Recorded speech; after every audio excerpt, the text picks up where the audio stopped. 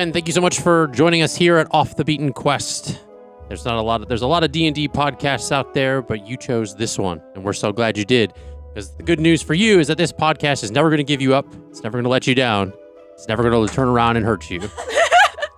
Last session, we had some very revelations with different deities and gods that all of our people got a chance to, some of our people got to incorporate, as well as kind of reel from that and the facts that kind of encompassed it. And we kind of left our session off with Eira having an interesting encounter in the evening and waking up to subsequently with like a knife in the wall and some things that happened around that, where she had an eye tattooed on the center of her hand that, as she showed Jax, blinked. So we are going to pick up right back there. So you had just grabbed the dagger. Essentially, it created this mark on your hand. It was like a burn, but it's kind of like not like a normal burn. It's like the tattoo of an eye, essentially, in the palm of your hand, and it seems to be blinking. So almost as if it's like looking around and kind of moving in this, like, it's almost like an animated tattoo. Yeah, so we're gonna pick right up there. What time of day is it? This is the morning. This is essentially, it's like after the night. Okay. Essentially like the next morning. She's not gonna say anything to Jax. She's not gonna cast Speak with Animals. She's just gonna trust that Alyer understands her. She's gonna tell Alyer to stay with Jax. Okay. And she's gonna grab her cloak and she's just gonna go. Okay. Because you had just showed it to him. Mm-hmm. So he essentially just saw that. And she wouldn't have seen it blink before. It's like that would be a new thing. Mm-hmm. And I would assume, given the night before, her inability to like calm herself down from what happened. Yeah. Tattoos don't blink. Yeah. She's going to go and try and find a pair of gloves. Okay. So and then try to talk to Nylea, but that's after the gloves. You leave this inn kind of fairly early on, in the morning, without saying anything to anybody. Her hood is up because it's like the way I've always pictured it is that it's a deeper hood, kind of like a Luke Skywalker kind of things. Completely covers her face, so she's like that's fully up. Okay. She is as like bundled in as she can be to like anything that could identify her. She's done her best to cover. Yeah. Okay. Yeah, I mean, I would think that kind of without fail, I mean, you go in, it's essentially the middle of the week in Luare, so everything is kind of at least starting to open up, the hustle and bustle of the day as people are kind of walking through the streets, heading to their different places of business, and just you go outside, you head to the marketplace that you guys had gone to before, and I mean, it doesn't take much time to find like a clothier that can sell you a pair of gloves. I mean, essentially, it's just like non-leather. Yeah, it's like it could be cloth, like gloves. Can't use leather gloves. So essentially, I would just say mark 2 silver off of your like inventory. So, so you find gloves without fail. I couldn't figure out which one was silver.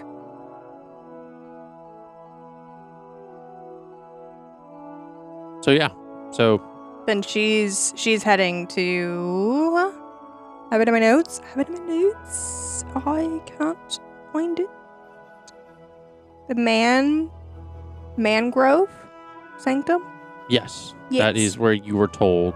It was Mangrove or Mangrave. Mangrove. My handwriting. With an O, not an A. That'd be 2 totally different things. Yes. So you head straight there. Mm-hmm. As you get there, you see this like kind of towering multi-level temple built around it's built around a mangrove tree. It's the house altar is kind of like, it's based around like, you see like symbols for nature, protection, water, like all the different things that would kind of encompass those deities. The tree is massive.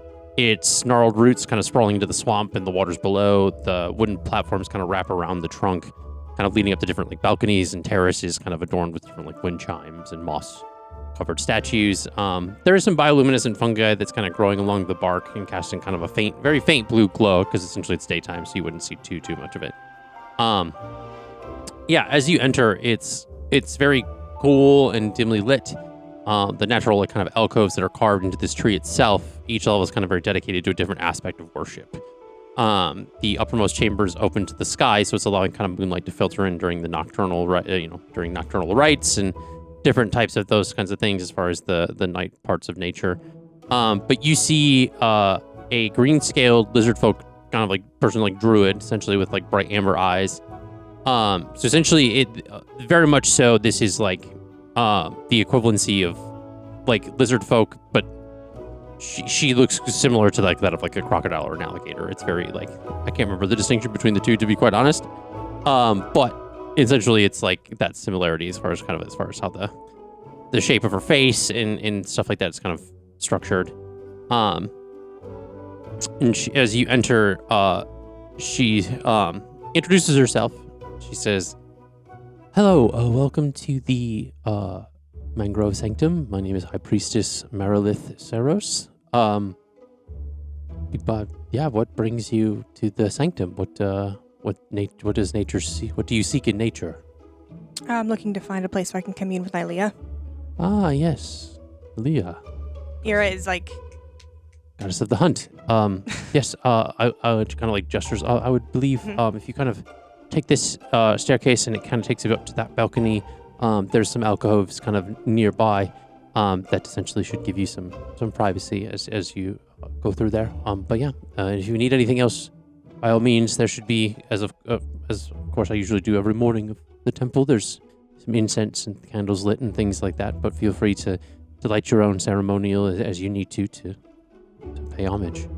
Thank you. Yep. And she goes. Mm-hmm. And I would think her hood is still up. Yeah. Unless this is like an enclosed space. It is. This is an enclosed completely, like it's like the inside of a tree trunk. So essentially it's like completely enclosed except for like a very like opening in the center. Okay.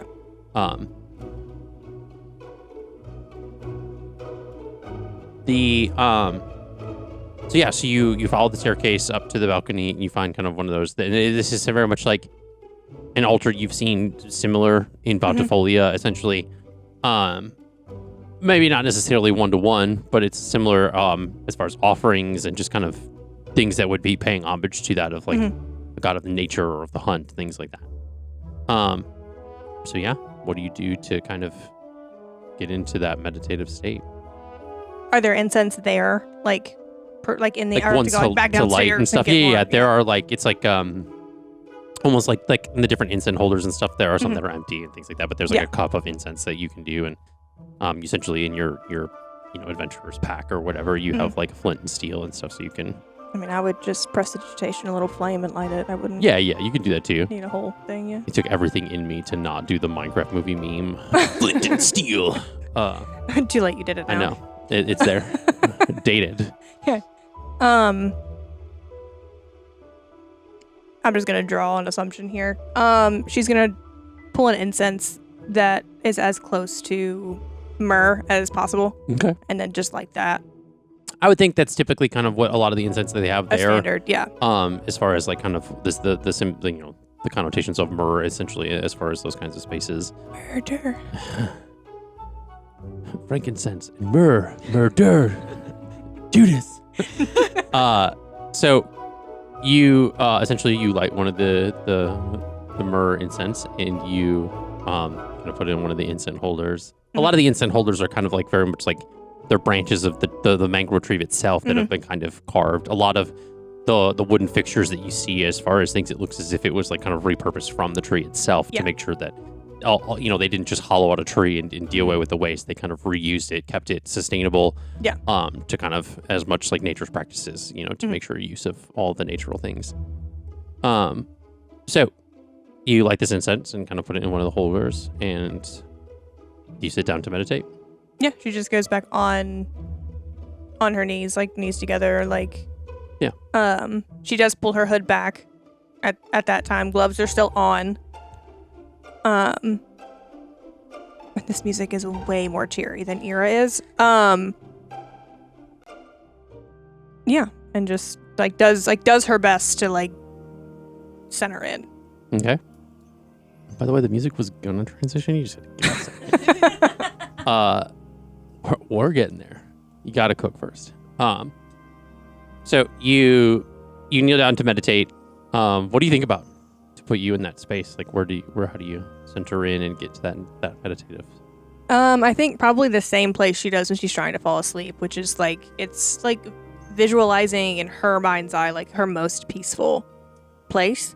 Okay. And I think when she's trying to get to Nylea, it's the initial image of when they first communed. Mm-hmm. And it was absolutely just beautiful forest around her, just being completely enveloped by everything that felt, in Eira's mind, everything that felt correct. Okay. About like nature and about like the balance of all of that. And yeah, I don't know if she'd get there. There's an eyeball blinking on her palm of her hand.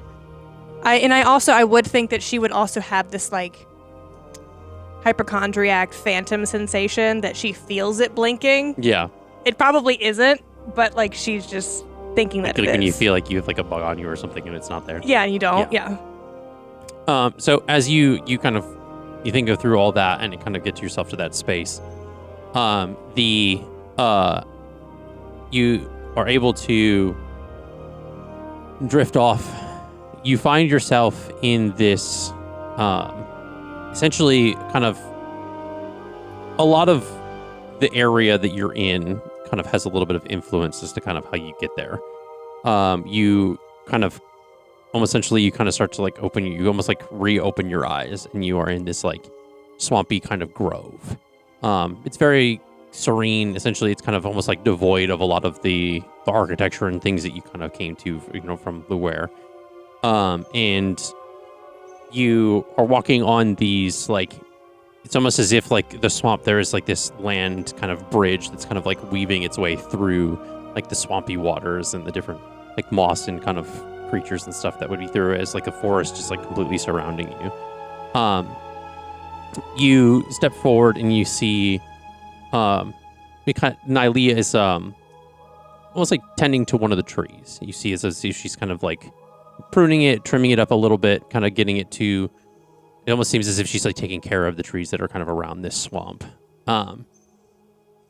She herself isn't on like one of this like land bridge mass. She's kind of standing amidst the swamp, but you can see that she's kind of almost like on this like embankment. Not as if she's walking on the water, but essentially as if like a lot of the like the grass or foliage and stuff is kind of making almost like platforms, kind of like for under where she's like standing. And so you kind of step to this kind of almost like kind of inlet that's like in the center of this like swampy water. So it's kind of like you have like almost like a plateau that you end on.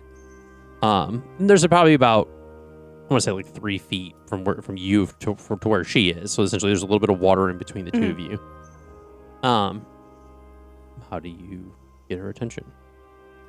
So she's tending to. Yeah, she looks she looks a little busy, almost like, I guess you could say in a metaphoric sense. She's busy. Okay. Well, she's like Eira's like looking around like the environment, and the first thought that comes to mind isn't necessarily where she is. It's she wishes she had her mother's like green thumb. Okay. So she like looks to Nylea. It's like, it's one of the benefits of being your champion, learning how to keep things like this alive. She kind of like looks. Well, it does come with a bit of practice, but I'm sure you'll find the skills in time. If I ever have to stop running away from things, I have a few things if you have a moment. I can spare a moment. I've been a little busy as of late. There's been some developments, as I'm sure you well know. Sorry about that. Some things are better off in a certain way, I guess is the way to phrase it. But I have taken on a little bit of an extra work. There's some things that, for now, I've taken up the mantle of the god of nature. And so I've been tending to the nature as it's needed. But These are for, at least for the time being, at least. Any additional tasks I could assist with in that way? We'll get to that. Okay. She takes a really big deep breath. And which hand is it? Is it on? Essentially, I would think you would have tried to grab it with your right hand, so it's Okay. on your right hand, yeah. She is going to take off that glove. Nothing's there. So earlier... Yes, and... Yeah. So earlier, there was a eye on this hand. It's still there. It's not in this form, at least, but... What do I do about that? I don't... See, there are things, as I'm sure you all know, about existing that I need to be able to use my hands for, and I don't want people to... Yeah. Well, I don't think that it would debilitate any of that, I don't think. Okay. There's a bigger issue here. I guess my initial concern is, like, when I go to the bathroom, like, I don't want unconsented company. So how do I get rid of this? That seems to be a bit more of a Sorry. specific worry than what normal people would be worried about, Well, I am suppose, worried but- about the bigger thing, but, like, the whole regular, like, changing clothes thing. That's, like, a more, like, immediate problem, I think. But, I know you don't, like, dabble in the affairs of mortals, but can you point me in the right direction on what I'm supposed to do about this? I'm, like, 95% sure this is my brother. As I've mentioned before, I know you don't, but still, come on. Just throw me a bone. it would not be in the We just best killed a interest god. of that of the material plane if we had to intervene again. What do you mean, again? I mean, you know the history. Should I have to spell it back out for you? You didn't 3 days ago. I have a dead friend because of it. Again, there are some matters to which it's best we not meddle in. We learned our lesson 1,000 years ago. Is she mad that I summoned Halma? No, Okay. it's only an ingot. It's only like a version of it. It's not Right. like the actually Homa. Her, not it. Yeah. But I do think that you should handle things in your realm before we do have to get involved again, because I do feel as if we do get involved a second time, it could be a bit more uglier than the first. What if I'm open to that? I wouldn't be. It's in your best interest as well as, I would think, your friends, that we stay where we are. Is how you would say it, staying in your lane.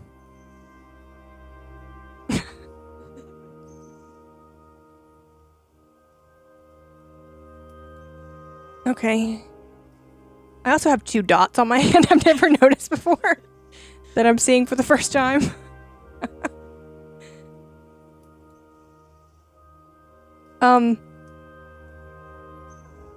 Well, that's exceedingly helpful. The eye to which is on your hand, Yes. it does come from where you think it does. Lovely. And like I said, best you handle it before we do. I know you don't meddle, but do you have any words of advice? At all? Quick and painless? Act swiftly and carry a big stick. My big stick is on the way to the Nocte Mountains. Well, your group of people have seemed capable enough before. You tend to surround yourself with them. They find me. I don't find them. Sometimes fates are interwoven. She's just like, what is it with that word?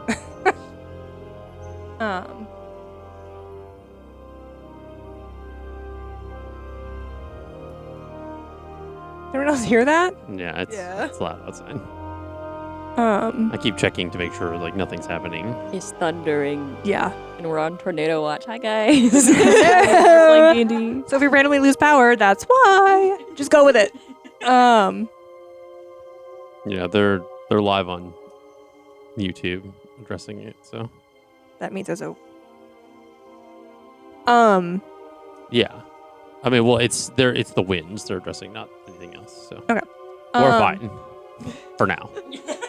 By the time you'll see this, we'll be out of tornado season, so it'll be fine. Yeah. Okay. So swiftly and with a big stick. Okay.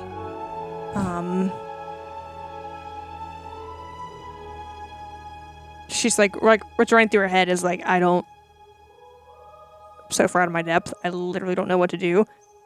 Can you just tell me what to do? It's like, I don't know how to be an adult. How do I pay the power bill? Are you all right? You seem different. Well,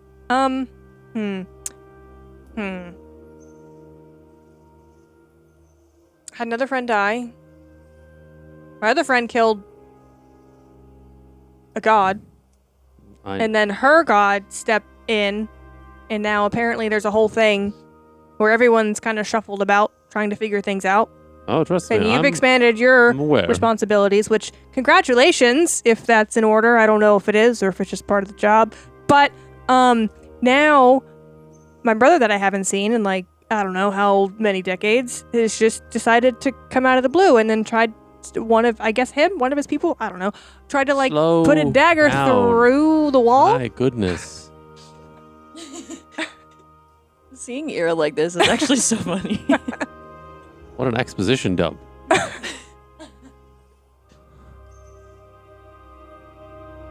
I mean, there's no congratulations. How would you feel if you had to do extra work because someone isn't ready to take on the mantle? What does that mean? There is an individual in the world, in your world, that is poised to be the next god of nature, but they are far from ready. Do I know them? No. Okay. And like this huge, like, thank God, big world thing I'm not responsible for. Thank God. And even if you did, I wouldn't tell you. Again, we do not meddle. Get that through your head. Well, If you're going to understand and be my champion, I'm not going to repeat myself much. you do often.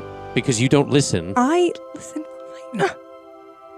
And she's starting to realize how much Verity is like rubbing off on her.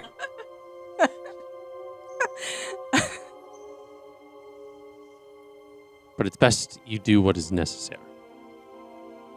Keep the realm safe. Is your duty as my champion, and just as a champion of a god in general. That's what your purpose is.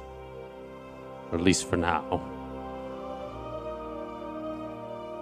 I'm not going to tell you how to live your life, but Would make things easier, but I understand. I mean, you signed up for a job, Yeah. so do the job. She literally had to think back, like, did I sign up for this?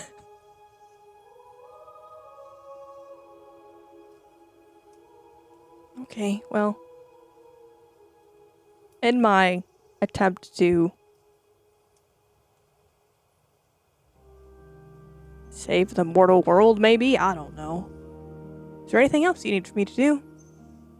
Or anything I can assist you with? Not really. Okay. And I don't I appreciate the vigor, but there's not much I can have somebody on the material plane help me at least.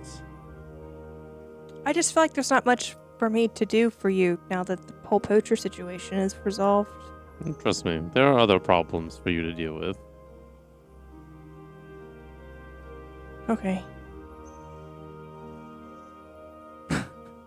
She's also. But what are they? But she's like not even gonna waste the breath to ask that because she doesn't interfere. So You also have your own brain. You have your own free will. You have the choices that you can make, and you've done just fine thus far. Do I need to hold your hand?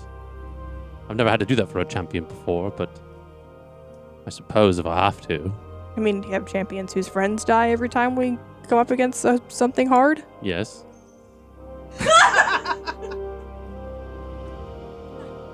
Life is but a part of nature, is it not?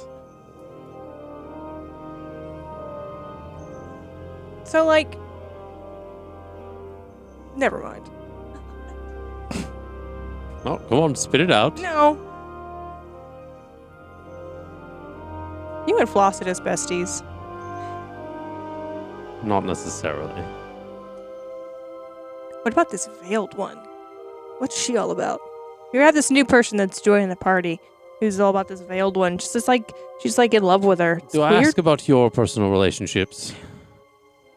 But like understanding the political dynamic of the powers that be is a relevant component to my. For you to try to wrap your head around that of gods would probably kill you. It's written in textbooks. Yes. In simple terms, for simple material folk. So I'm simple-minded now. Got it. Okay. No, some people have the abilities. Is she in her big, or is she like at my level? It's in a larger like form, but Okay. still, yeah. It's like it's almost like to reach like she was reaching the different. It's almost like the tree to her was at like a hedge, and so she's like trimming like the hedges or like pruning it and stuff. So that's like the trees out back. yeah. Yeah. Okay. Well, Oh, that's not good enough for you. that's. Did I say that? but your. People with putting words in It my was mouth. your tone. Well, that's fair. I don't agree with the assessment, but it's a fair one. Okay, well, I'm gonna go. Is that how this works? I suppose you're free to do as you like. You came to me. I don't. Well, I don't know, man. I don't know what's going on. I to be quite honest, I don't really know either. I'm so helpful. Okay, well, Collier says hello and thank you. What? It's just my face. Appreciated. And she's gonna try to like wake up, I guess. Okay. Wake up! So essentially, you go back the way you came through this Mhm. like kind of land bridge, to the point where you, essentially like, kind of like wake up back in this, kind of alcove meditation area, and First thing she's gonna do is look around the space, make sure that she's still safe. yeah, you're probably still by yourself. I don't know why I picture like there being windows also in the space into other parts of the tree. It's not the Keebler tree. It's What a callback. I love that, man. Not what I pictured, but she's gonna put her hood back up. Okay. And leave, I guess. Some Keebler cookies now. Fuck. Okay. I have a recipe. So, you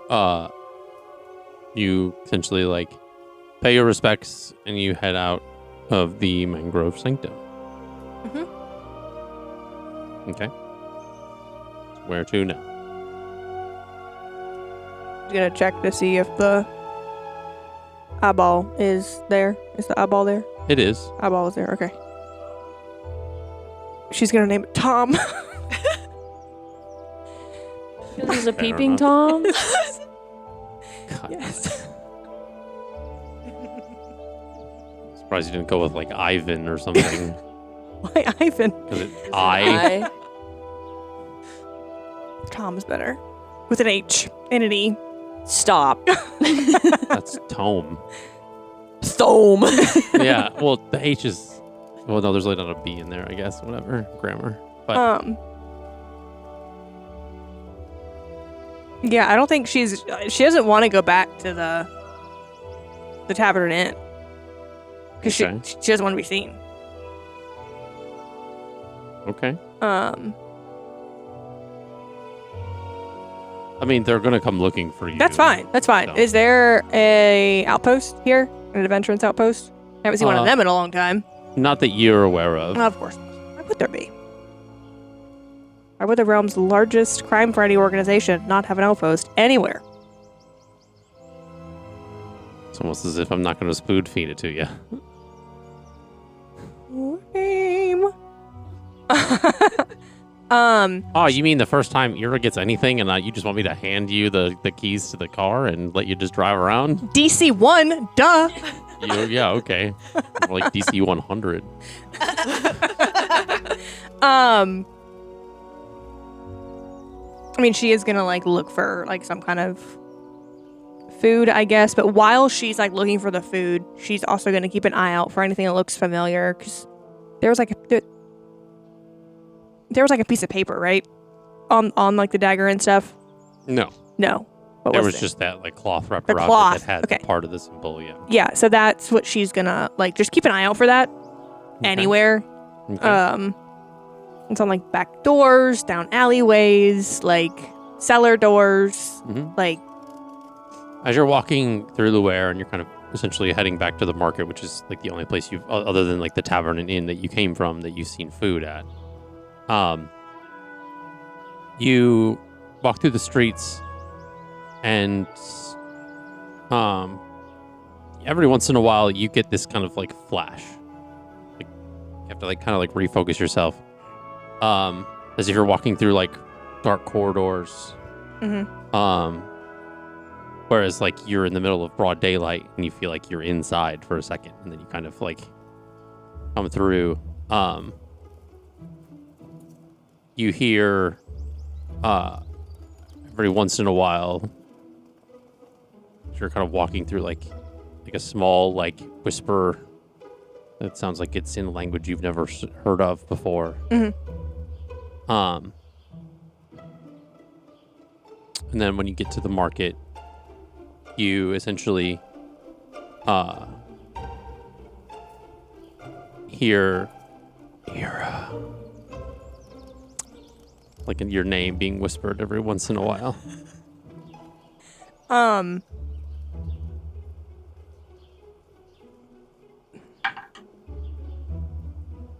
Which direction is it coming from? Behind you. Turned around. And you, for a second before it just kind of like, almost as if like something blurry out of focus, and then you're kind of like come to, you see as if there's like shadowy figures standing behind you, and you kind of like adjust your eyes and they're gone. But so it's almost like for like almost like a split second. Her head goes to Verity's patron. Okay. That's what she thinks. Okay. Has she found food? Yeah, you've made it back to the market and you found food. Okay. Meanwhile, I guess we're gonna jump back to the inn, and She is going to come back, but she's going for that one. She don't give a shit about anybody else. or are you going back to the inn now that you found food? Only because of the shadow figure. She's going to get Verity. Okay. That's it. So after you grab essentially what is like a small pastry and something at like a little stall, you head your way back. Take like 2 copper out of your inventory. Pokey pokey. You essentially make your way back to the tavern and inn, where now by this point everybody has gone downstairs. Sorry, guys. And is met at the tavern portion of the tavern and inn, and Jax has kind of explained that she left abruptly. Well, that was the conversation that they had while you were gone. Not another one.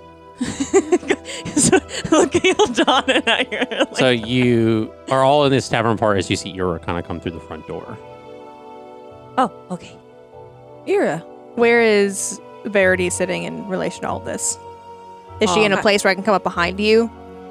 I mean, I would essentially think that we're sitting kind of like we are at the table, whereas like Jax is kind of where you're sitting right now. Yeah. Eira's gonna go up behind Verity Okay. on the side away from everyone and say I need to talk to her in private. Okay. okay. Verity immediately gets up and follows you. Okay. What's everyone's hearing? Like passives. Are you nosy little Nellies? A little bit. My passive's an 18, as well as my insight's a passive 18. Mine's a 19. We go outside. Okay. Because she doesn't know if she can trust Sable yet. Fair enough. Okay. And she doesn't know if like Sable is part of this thing that she's so scared of. Okay. To be fair, veiled one shadows make sense. Okay. That's not why Eira had put that together. Oh, It's well, just she's new. I thought about it. Is everything all right? Jax told us you just. There was okay, so she's gonna like pull her glove like down and like show her Okay. that happened. And I was perusing the market just now, and I heard my name and a split second shadow figure behind me. Okay. So I don't know if you could put a word in with your guy to stop fucking with me, but that would be great. Okay. Very ominous weather. Yeah. Internally, Verity will go, do you know anything about this? Nothing responds. It's very quiet. Erebus is not responding. So, do you mind if and she's gonna cast detect magic.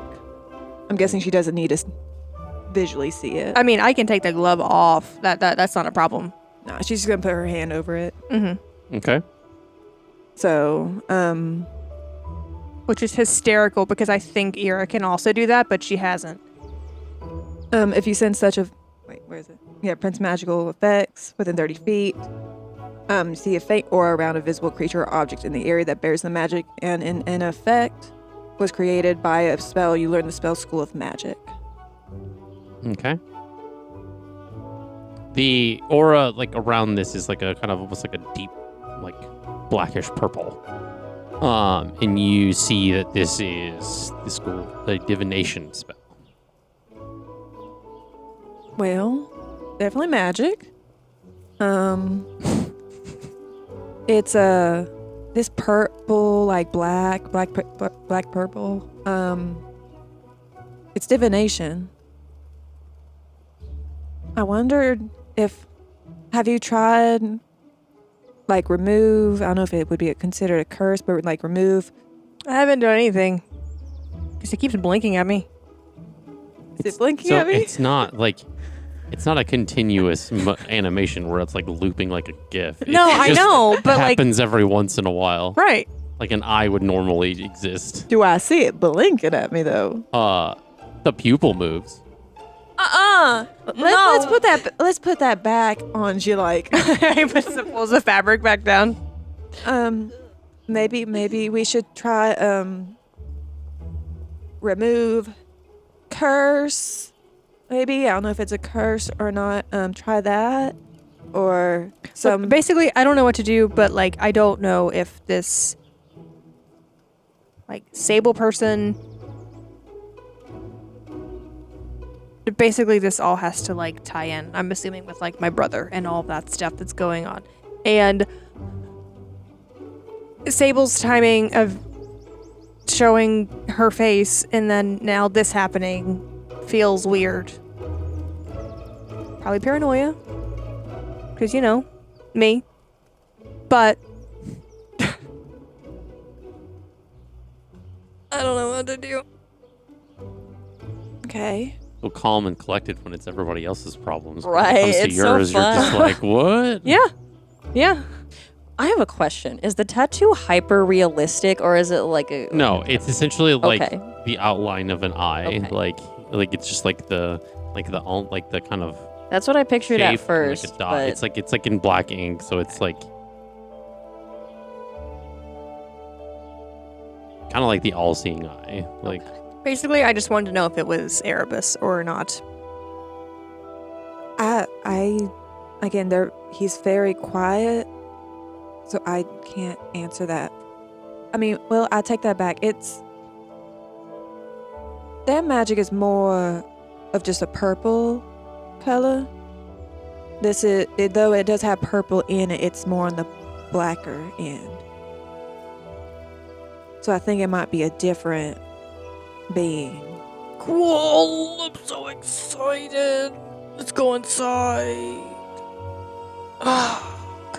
Hold on, before like we go in, she just kind of like come on.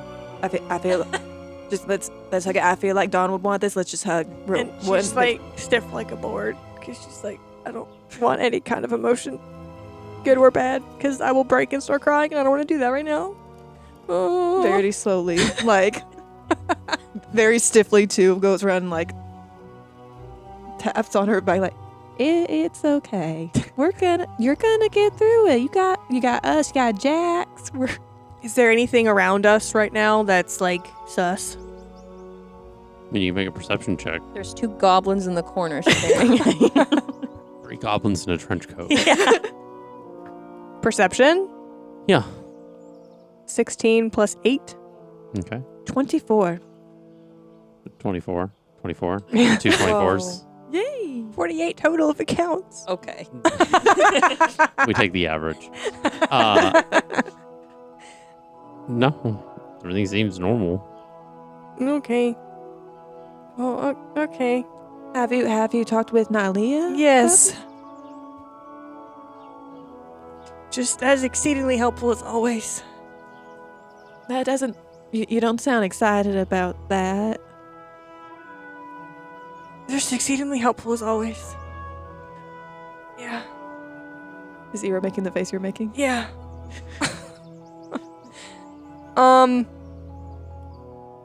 She did confirm that it is my brother, though, so we should get on that. What? Yeah. What exactly did your brother do? I think I'm out of the loop. He's Make a history check. part of like a cult. Make a history check. He's part of like a cult. You don't get to answer until you get the lore. Because we've talked about this at length. The lore. Which one am I using? This one. Matchy. What was it? History? Mm-hmm. Another 24. Okay. You know he has fanatic tendencies. Nothing has been confirmed by you or your family. Why are you saying this like this?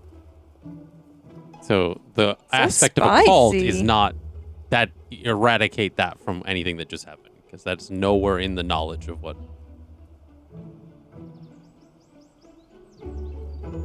So you just know him to have fanatical tendencies and wild ideologies. Maybe he's just in it alone. Maybe he hasn't recruited everyone into a cult. Yeah. There's no way to confirm your suspicions of that, if anything.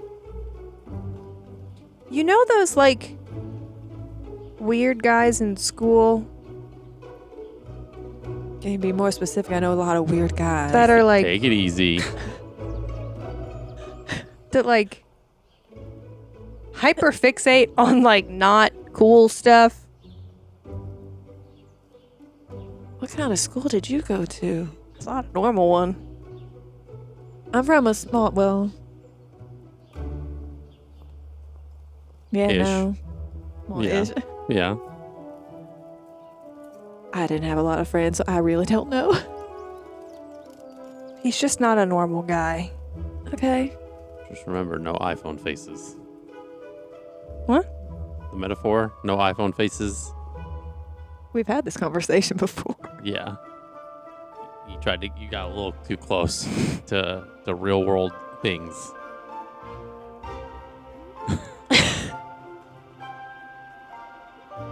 Okay. Fanatic, got it. I'm guessing you would have said that. Sure. All right, we'll keep an eye out. And is there anywhere else we need to go besides, just get the heck out of here?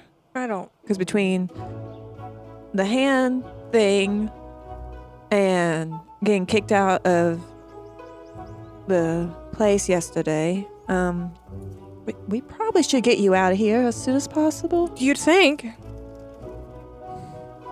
Okay. Verity opens the door and just yells, Jax! We're leaving! Gather, everyone! Okay, so he kind of like begrudgingly gets up from the table with Oyer and Cole, and just is like, all right, guys, like, Okay. guess I'm the messenger. Like, let's go. Now I'm just picturing Eira's brother as like a frat boy. You're like those weird guys at school. Not that side of weird. I guess we're okay. Oh man. I guess I follow. So we all come outside. Everyone's got all their things? Good, cool. What? Okay. We need to get Eira out of here. Okay. Why? Because fate has decided that we need to get out of here, so we're gonna get out of here. Right? Everyone, cool. All right, if that's what we gotta do, that's what we why gotta are we do. leaving? Because of the thing on her hand, What on it? What? Okay. What? and we need to shoo away. No. Nothing. This is a 23 insight on Sable for trustworthiness. Yeah, she ain't doing anything shady. Yeah. What school did you say this was? Divination. She's gonna pull the fabric back on her hand and show it to Sable to see what her thoughts are. Sable's gonna immediately touch you and cast Death Ward, which is just It's a good spell. she doesn't know what it is. Yeah. But basically for 8 hours, if you were to die, you would be not dead. A zombie. No, you would go Instead back of dropping to 1 to HP. unconscious, Okay. you go back to Unconscious, 1. But yeah. Yeah. Okay. Yeah. Do I feel anything when that happens? Not really. No. Mm. I'm just like, do you do a high five? Yeah. Bump. You high five it? So, why? I get that it's weird. That I it's went on her hand, but what? to Nylea, and she confirmed that this is from my brother's activities. So you didn't get a tattoo in the middle of the night. No. So- and I definitely wouldn't get one on that side of my hand. I would get it on the pretty side of my But hand. why are we worried? Or why? I guess I don't understand why we're rushing out of this place. If it's So- something we need to handle, wouldn't we want to stay? You know how when you went to lunch or dinner, whatever it was, with Eliana and her mothers, Yeah. and how Sable and Verity and I stayed back? Yeah. When the sun figured out that I am Marian, we were shoved out the door and told we should leave immediately because I am not safe. And then that night, the Well, that fabric's sounds- pulled back down. This happened. Well, yeah. I was there for part of that. I mean, and he kind of looks at Verity. He's like, "Don't you break into shit? Why don't you prove that this person is a part of the threat? Who are you talking about? You've broken into people's houses before." Whose house? I've never broken into anyone's house, at least not She that told you've us seen. about the person she almost killed. Oh yeah, I Not that you've seen. I did do that. She told us though. We were there when she said, "Yeah, kind of." That's the reason that I don't want to go in there. I'm sorry. Can you repeat what Jack said? I just go. He said, "Don't you break into stuff? Why don't you prove that if he's a part of it, then we prove that he's a part of it and we deal with it, and then we don't have to be What? scared anymore." We don't know if the child is a part of it. We're just He's just aware. you Well- can be aware of and have knowledge. Didn't But you say I that can't dad was weird? The little boy was weird. The dad just went upstairs to make dinner. Oh, I thought you said you got a weird vibe. But okay, It's like a week and a half ago. I don't. you did. You said he was tense and rushed off, and then the kid rushed you out of the building. Oh, okay. I'm sure I said that. Sure. That happened. This is why we take notes.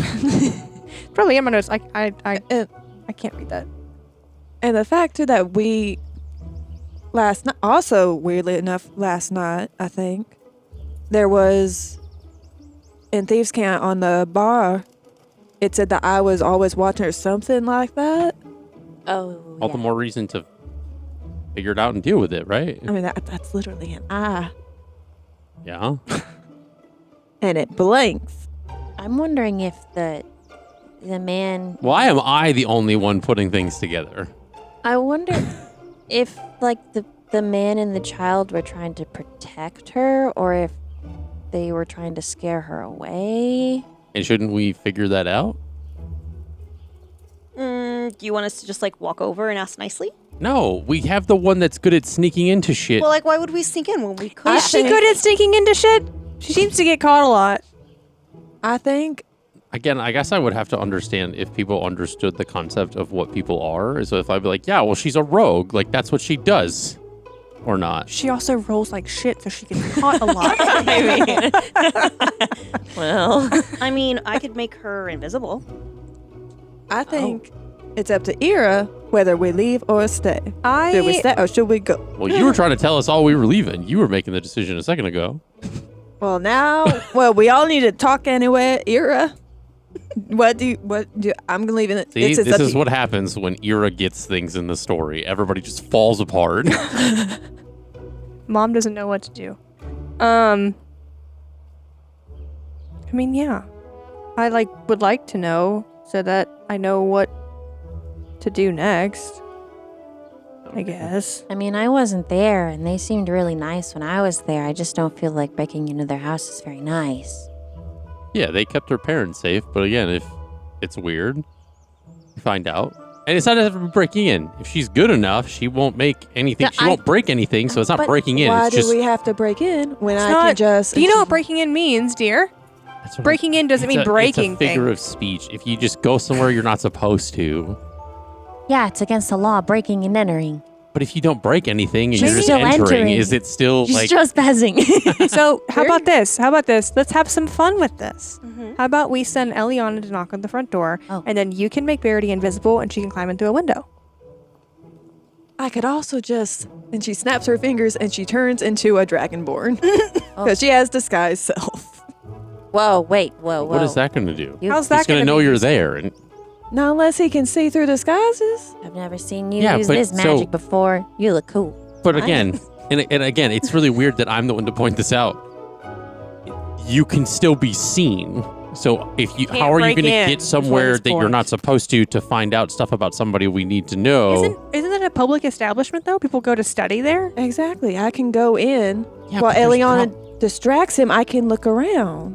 And Jax is like looking around. It's like, why again am I the only one putting this together? There are probably things that he doesn't let the public get access to. DM is like, go look at the secret room. And we're like, we don't want to be mean. We're just. I'm just a girl. No, we're just here to fucking go to different places in the towns in D&D, and that's all we're doing. Go to all the libraries. This is just fucking D&D Minecraft now. Like, we'll eventually get to the Nether at some point. but- Do you want? But I'll go in sneakily. Mm-hmm.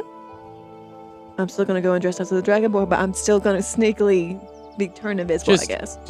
just make her invisible. I don't. And then if She you can be get- whatever she wants. And then if you're caught and like you turn uninvisible, Oh my you gosh. won't be Verity. You are so freaking smart. Wow. You Thank thought you. like 3 steps ahead before I was even. Yeah. And she gives us side eye Jack. and Eira and Jax make eye contact of like, Literally, That's- all 3 of us were like, that's not. And Eira looks at Jax and just goes. while she's doing her voice, like, whoa. Sure. Someone's kissing up. That's an interesting way to put it. In reference to the fact that, like, it's like, oh yeah, like if she gets seen, she's just somebody else. It's like, yeah, just somebody just out of nowhere, and it's just fine. Yeah. Oh hey, what's up, guy? Like, Well, she can. She can run away and not say anything, and then they'd be like, "There's this dragonborn that broke into my house." this but it's plan not seems very- great. We're talking about this aloud in the fucking tavern. Yeah, we're outside the tavern. Yeah, we're so outside. essentially, We're just like, gonna break into this establishment. We're gonna do this and this. Well, I'll guess I'll distract him while you sneak in. You can tell him more about Velocitus. Yeah. So what do I do? you watch and make sure if things go south, we deal with it. Keep And that don't glove die. on your hand. What? Keep that glove on your hand. I fully intend to. Good. I would assume that like Don't Alyer let would have anyone already watch. flown over. Yeah. Don't need anyone watching us. Okay. What happened? Can I help you? I'm just making sure. Can you put life's your not in face back danger. on your face? Excuse you. Where else would it have been? It's fine. She's just a little tense. It's fine. Oh, okay. What exactly happened last night? How did you get the eye on your hand? I touched a piece of fabric. And he said she touched this, and he like pulls it out of his like pack, and it's wrapped in like a Torn piece of part of a pillowcase, and it's essentially he kind of like unwraps a little bit, and it's like this like dagger that has like the cloth wrapped around the hilt. I can track that if I have enough money. The track, it's right here. No, like I can track who left it. What? Ooh. Kind of. How much I is can that? Spy on Ow. it. How much is that? What the hell is that? A lot of money. Scrying. Because it's a piece of their belongings. It gives me advantage. Interesting. It gives me like a Interesting. bonus Okay. to scrying. Okay. How much? 1,000 gold. Oh, I don't want that. Hey, DM, want to really cool it? I knew there was a fucking catch. Hell no. I have 738 pieces of gold if we would like to add up more money so we can scry on maybe So your that brother. it's all gone? So we just use every single last bit of gold we have. I don't know. I could pickpocket if we really I don't. want to do it. Did you actually steal a platinum bar? No, you made me give it back. I didn't know if you still stole one anyway. No. Oh, she was I mean, afraid for her life. You almost killed her for it. Good. It's kind of scary. Yeah, my patron had to bring me back from the dead. It was It wild. kind of gave me a panic attack when you did that. But it's like I have to get this weird like gold encased vial that's worth 1,000 gold, but like it's reusable. So like once I have it, I can scry whenever, as long as I have the We resources. will have for no it. money to do anything else with. Yeah. Is there a quest board? We can go kill some ghosts real quick. Side quest to get money for the scrying. Anyway, Side quest? should we go do this, I guess? Yes. If you want me to break in, I can break in. I'm part of the team. And Jack's, You're gonna be hanging back. I don't think you have any part in this plan right now. I'm making someone invisible. That's true. So I'm What, sorry. dear? Sorry, you're right. Jax gives Eliana 300 gold and says for later. Don't do it right now. We'll handle this after you act as the decoy. Where'd you get that from? Don't you worry about It's it. more than I have. People kept giving me gold for shit. Thanks, Jax. You guys kept divvying it up 5 ways. So I was like, okay. Oh, that's right. I do pay your bill everywhere we go. Yeah, everybody just keeps giving me stuff. And I was like, all right, I'm just going to hold on to it. All right. Well, But that being said, you take 1,000 away from your inventory. I know, not yet. I was though. saying, I you don't haven't get bought to it just yet. hold on to that. And I'm like, oh, I got the tube now, guys. I am the rules lawyer. If you think I wouldn't take it out of my inventory, You've also played a rogue before. that doesn't mean anything about me. That's stereotyping.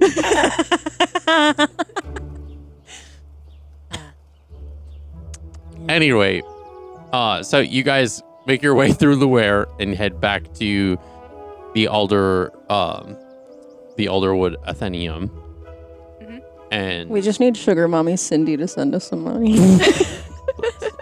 We do actually, yeah. She has a whole clothing line. She probably has something to spare. That's true. or life insurance money.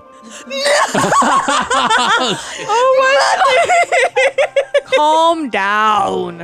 This is the energy you're putting at the table. I'm getting this from you, all of you. Oh my god. Life insurance. God. The fucking their house did burn down too. They probably got some house. I'm crying. Any rate, you guys get back over to the Alderwood Atheneum, or at least close enough, and says, "Okay, just so." And Jax is like, "So we're clear," because I feel like this is still a little half baked, or it's a little doughy in the center. What's the fucking plan? So I'm gonna go in. I'm gonna, do a little knock on the door, and I'm gonna ask, like, "Hey, can I come in?" And before I knock on the door, Well, you don't have to. It's a public place. You can just go in. okay. Well, I guess you're probably gonna turn her invisible, and then when I open the door, she's gonna follow in behind me, invisible, and then I'm gonna distract him. Well, there- how long? How long does it go for? I can give her an hour. All right, that's fair. Are there any windows? Verity, go in through the front door, dear. So much easier. I'm asking the DM. I'm not saying it out loud. Go in Did you just through. argue with the narrator? Just looking for exits. It's like, who are you They're all talking to? painted. there's a second floor that essentially had the living space that had windows and things like that. Yeah. Does it look unlocked? From the ground level, you can't tell. You'd have to go up there and find out. Oh. Say, we haven't gotten that far yet. Are you gonna make me See? fly? See? Half baked. And before you go anywhere, Yeah. I'm gonna give you here, just. And I'm gonna. Grab your whole head. Like I said, this is the energy that's at this table right now. Sparkly starlight hands. And I'm gonna cast Enhance Ability, so you have advantage on ability checks for dexterities for abilities. Dexterity abilities. I'm sorry. Dexterity, you said? Advantage? Yeah, dexterity ability checks. On ability checks using dexterity. Your stealth and sleight of hand. Yeah. Yep. Okay. Essentially the equivalency of pass without a trace. Cool. Sort of. Yeah. Same vein. Okay. Sorry. So, game faces, folks. Oh, And that's Jack saying this. Let me just take a long rest, just because I don't remember if I pressed the button or not. I mean, essentially, you all should have. Yeah, you guys all did sleep, but okay. So, go ahead. Let's do this. Uh-oh. So you cast the spell, right? Yeah. Sable's gonna walk over. Are we close to the area? Yeah, you're close enough. Yeah, it's maybe you're was either than 5 or 10 feet. So you Okay. guys are close enough. So To obviously to not be I within was any like, that's window pretty cool. shot, but Yeah, she'll literally just touch your shoulder, and then We're in an immediately you will turn invisible. You will stay invisible. She's gonna tell you you're gonna stay invisible as long as you don't fight anyone, don't hurt anyone, and don't cast a spell. emphasis on the don't hurt anyone. And the don't cast a spell. The casting spell one is the one I immediately was like, okay. Otherwise, you will not be, sneaky. Okay. I'm not going to promise anything about what Jack said, but we're going to do this. Okay. So, do you have to be touching the person to cast the spell on them? Yes, Okay. I touched your shoulder though. Okay. So Jax is gonna kind of get close to the base of the building, and he's gonna essentially cup his hands, kind of just out enough with enough height, and says, "Okay, come on." Why don't we just go through the door? Just follow me up. She asked about a window. I don't know. Fine, whatever. You asked about a window, dear. No one's there. She was looking at the windows. She was looking at it. He looked at me funny. All right, okay, so you guys, Okay. Do you want me to go through the? Go to the front door. we're running out of time. Go through the front door. Okay. Eliana, you first. I open the door and I leave it open. I'm like, the fresh air. Do you leave enough room where Verity can sneak? Yeah, so you can get through. Go. Eleanor comes in, is essentially in the first floor, and he's just like, oh, welcome back. How can I help you, folks? Yeah, didn't expect to see you back here so soon. Hi, yeah. I just really wanted to thank you for everything you did for my family. I was able to get them home last night. Oh, good. That's good to know. Yes, I'm happy to help. Folks in need, I'm happy to assist. I suppose. From one elf to another, I don't see the harm in offering sanctuary, and I get it. Yeah. Have you ever been to the Feywild before as an elf? No, I'm sorry, I have not. It'd be interesting to go at some point, but I have to stay. Make sure my son is good, and I try not to. Of course. Rush away. Yeah, I did kind of have And she just keeps talking, trying to keep this guy Yeah. distracted. While he's distracted, so essentially, you're able to move and kind of weave through different things without because there's not many people in here. There typically usually isn't. So you get to essentially get to the ladder that goes upstairs. For from what you can see in this room, there's no locked doors. There's no doors that go anywhere else. This is just bookcases. Excuse me, shelves, bookcases, things like that. There's just really just that one kind of stairway that goes up to the loft.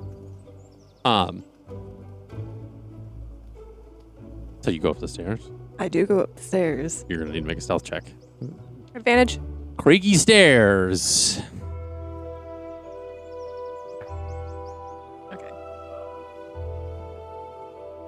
Okay. 22. 22.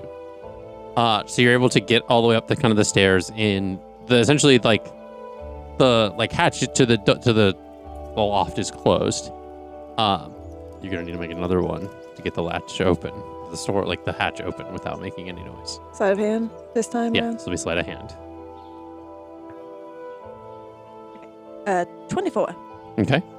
You're able to kind of very quietly, kind of slowly creaks open, and you go inside. And then whenever you make another sleight of hand check, because you need to gently shut the thing behind you without making any noise. Because Kaylin is in the kitchen upstairs. That would be a 27. Okay. Oh, gosh. Don't get cocky. She has high dex. So you're able to shut it just without making much noise. The room at this area itself, you weren't necessarily exploring or looking around, investigating before. So make an investigation check as you kind of look, or make a perception check at first, because you're not really investigating. You're just looking around.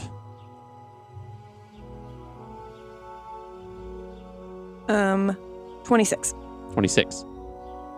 You look around and you see that this space looks like a typical loft living space. There's kind of adjoining rooms.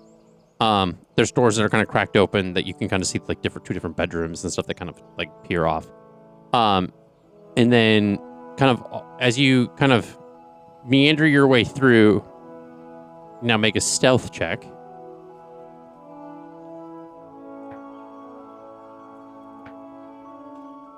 Uh, 25.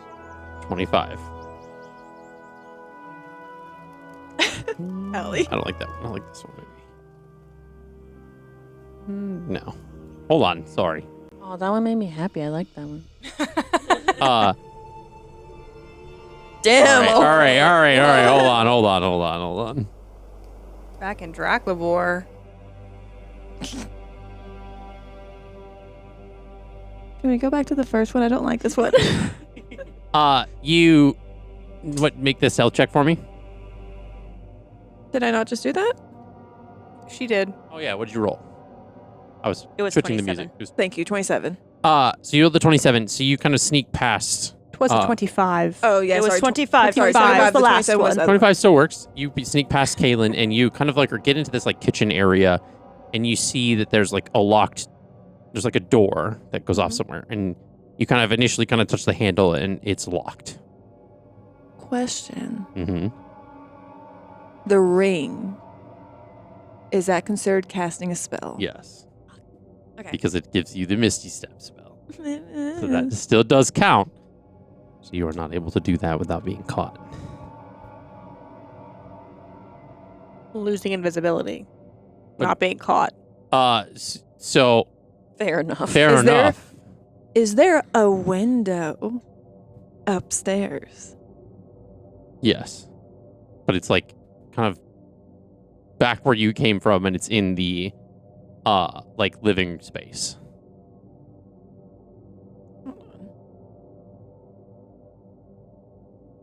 Do I?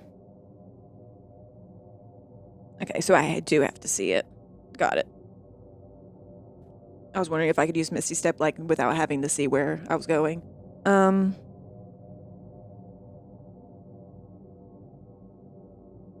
Do I have? No, I know. That's what it is. I was just going to say, we you have can- used it in the past. I do You have- can look through the keyhole of the door if you Ooh. want to try that and see if it works. Well, now that you say it like that, yeah, I'll look. 'Cause I think that's what we've done before. Yeah, probably. I think That's how we've used we it worked before. around it a little bit. I also have thieves' tools too. If that doesn't work, That's completely up to you.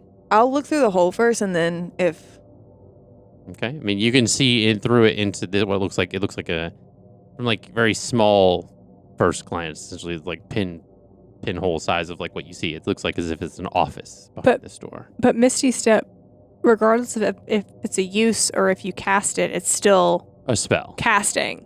Correct. Yeah. So you lose, if you choose to Misty Step, you lose invisibility regardless. well, my thing was if I don't have to see where I'm going, and it's 30 feet, I could just Misty Step outside. And then fall 20 feet. Well, it's 30 feet. Yeah, but then you would fall because, gravity is a thing. Like, She's not like a window. But so just to be clear, you do not know if there's a window in this room. I know. That's why I asked if there was a window in like the Yeah, common yeah. area.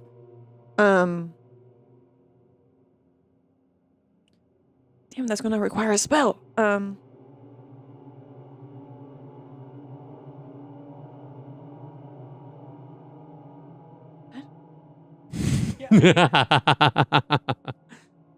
I like it. It's With tense. the maniacal laugh. It's tense. It's meant to be a tense situation. Like camping. No. Where's your water bottle? I'm reading what I have in my equipment. Okay. Oh, I'm thinking about making because I have oil too. I'm thinking about creating a fire. There Of it is. course. It's gonna be a distraction at least. And just Burn down all the evidence. I'm not there. Yeah. That's why I literally just said to myself, like, Eira is not there. oh my gosh, no, I didn't think this through. Obviously. You have Fuck it, I'll start a fire. you have thieves' tools, but apparently, fuck it, I'll start a fire instead. I love it. I love the energy. Burn everything we need. Yeah, I'll try to do thieves' tools. I'll go with plan A. After Lawful neutral, not chaotic neutral. Go ahead and make a sleight of hand check. It's an advantage. oh no. 27. Okay. You, like, kind of slowly tinker. Now, you're going to need to make a stealth check as well. I know. Because He's right your there. tools ain't invisible, but you are. So you're essentially pulling out. So I'm not sure. If she's holding it, like if she's making contact with it, it's also invisible. But was she making? So essentially, it's like in one of her pouches. Well, if it was so in she her pulls it out. pouch, yeah. If it was in like on her person when she was turned invisible, I believe it. Okay. is All right. invisible All right. for a reason. Okay. The stealth check will count for noise. I should look that up. I think that's how I've always Does that look had it cocked? ruled.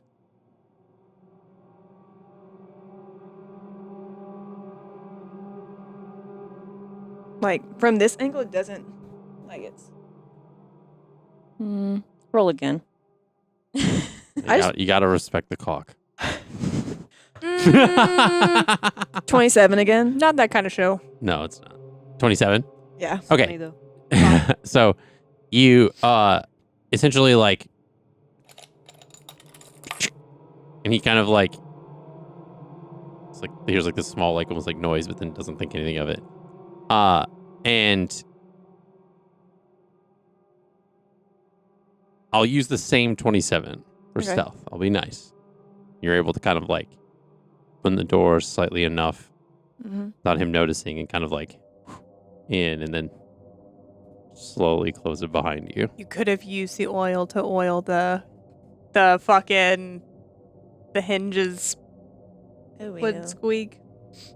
Oh, it didn't squeak. It's I know. a well-maintained door. Yeah, anything the target is wearing or carrying is invisible as long as it's on the target's person. Okay, fair enough. Yeah. So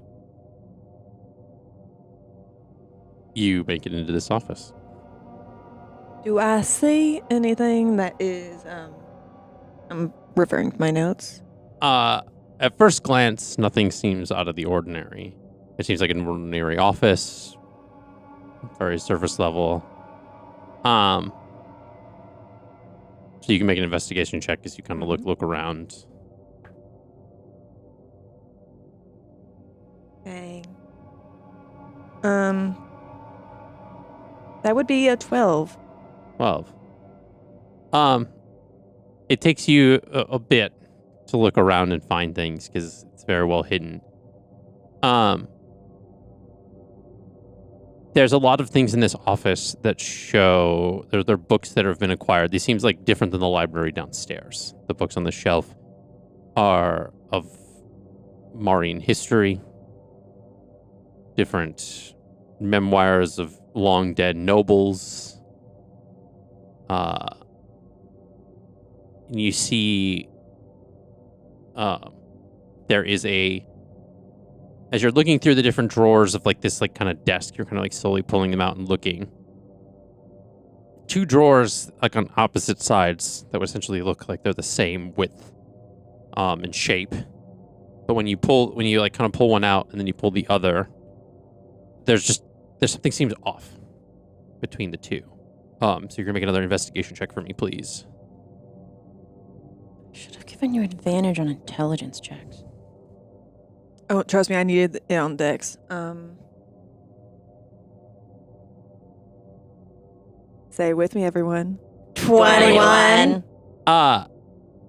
You notice that one of these drawers seems to be shallower than the other. As if there's like a false bottom. I pull it.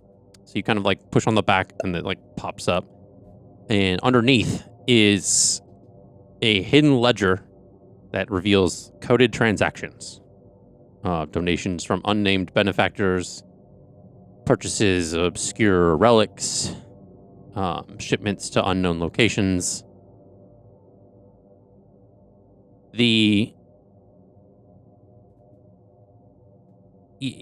All of which, there's the same symbol on kind of affiliated with each of them in all of them. It looks old, like old Elvish. Not enough for me to understand it. No, because I don't think you speak Elvish. I do speak You do Elvish. speak Elvish. It doesn't look like any like current, like almost like current version of like Elven.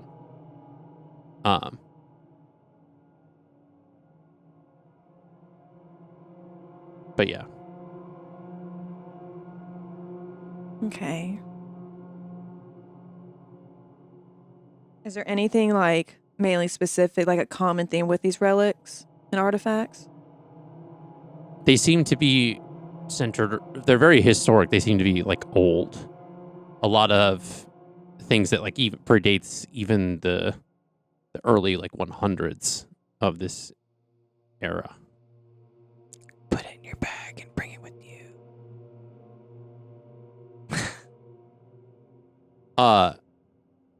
All while this is happening, I do want, because I'm not going to make this easy. I'm going to make you roll a persuasion check. Okay. I'm not going to simulate the conversation, obviously, because you don't need to like random old nonsense. Would I get advantage if we simulated? No, I'm kidding. Just roll for persuasion and sort of like almost like keep his attention. Okay.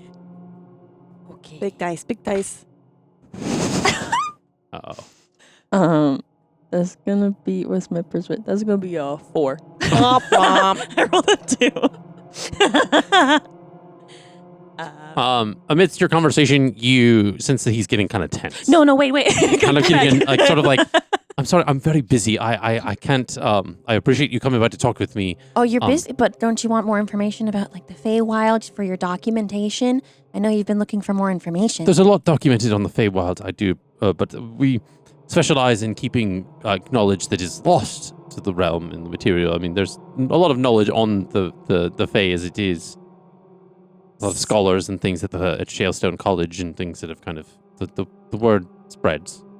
Sable behind Eliana's like, well, what about the veiled one? Where did you come Did you? from? I've been inside. You followed me? Yes. You didn't say that. I don't think you said that. I don't think you said that. No? Oh, I thought we all were inside. Oh, No. It was Eira's just not it's just inside. her going in by herself. But if you want to go in with Wow, her, go in.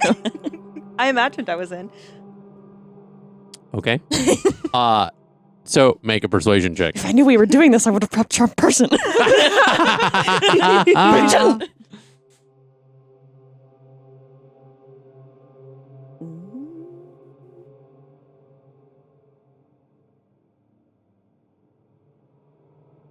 Guys, stop using big dice. But they're big. They're like 13. 13. Yeah. It's not as bad as mine. Yeah, the big was bad. I mean, a lot of the Sanctum of the Final Dawn has a lot of things around the Veiled One. I don't know what you can tell me that they don't already have records of, but She's going to look at her tarot cards like, come on, girl. Do something. She ain't doing anything. Do you know her real name? do you? Maybe. Did you tell her the real name? No. Did No. you tell the group? Nope. Oh, okay. My goddess did, but you Yeah, don't know her that goddess I know. did. Oh, that's right. Yeah, that's no, right. I That's know. right. That's right. That's right.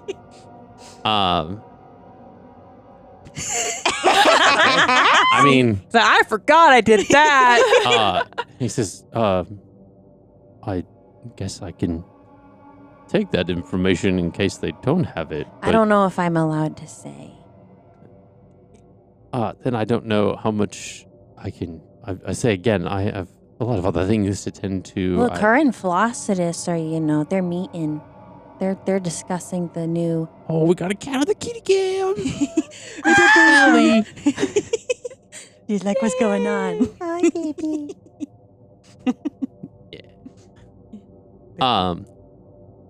So go ahead and make another persuasion. Okay. You can both do it essentially. Okay. Here she goes. Best idea ever. Okay. That was Journey. 19 plus 2. 25. 21. 21. 25. 25. Okay, we saved it. So he says, okay, all right. And he gets he starts writing more things down. So back in the office, I grab the ledger. you take the ledger. I make sure there's no traps. And I take the ledger. Investigate. I was very surprised Investigation you check. weren't checking this whole time. I was like, oh. Investigation said. Mm-hmm. Say it with me, y'all, again. 21. Drought is over. It definitely seems to be sitting upon a pleasure plate. And on the front of the drawer, you notice a very small pinprick hole. Oh no. Okay. Aren't you glad you checked? Can I like estimate how much? Because I have ball bearings. Okay. Can I Indiana Jones this and like guesstimate how much the book weighs and like try to like He also called out there is a pin-sized hole. I'm gonna move out of the way of the pin-sized hole. Oh, Where did you say the pin-sized hole On the was? front of the drawer. Exactly. So I just move and I just go to the side of the. So maybe the pin-sized hole. No. Nobody's No, there. no. Let her deal with this. I don't want to have to revive her again. What? Okay. Hold on. You said the front of the drawer. Mm-hmm. Drawer. Drawer. Okay. I'm a visual person. I'm sorry. I need this. Okay. Okay. Is it like, so that's a drawer. If I go on this side of the drawer, this is the front, Uh-huh. it's going to shoot out this way. It's not going to shoot out sideways at me. Unless it's an I mean- area effect. That's one theory. I don't like the look. Are we done with the drawer? Yes. Okay. What? God bless.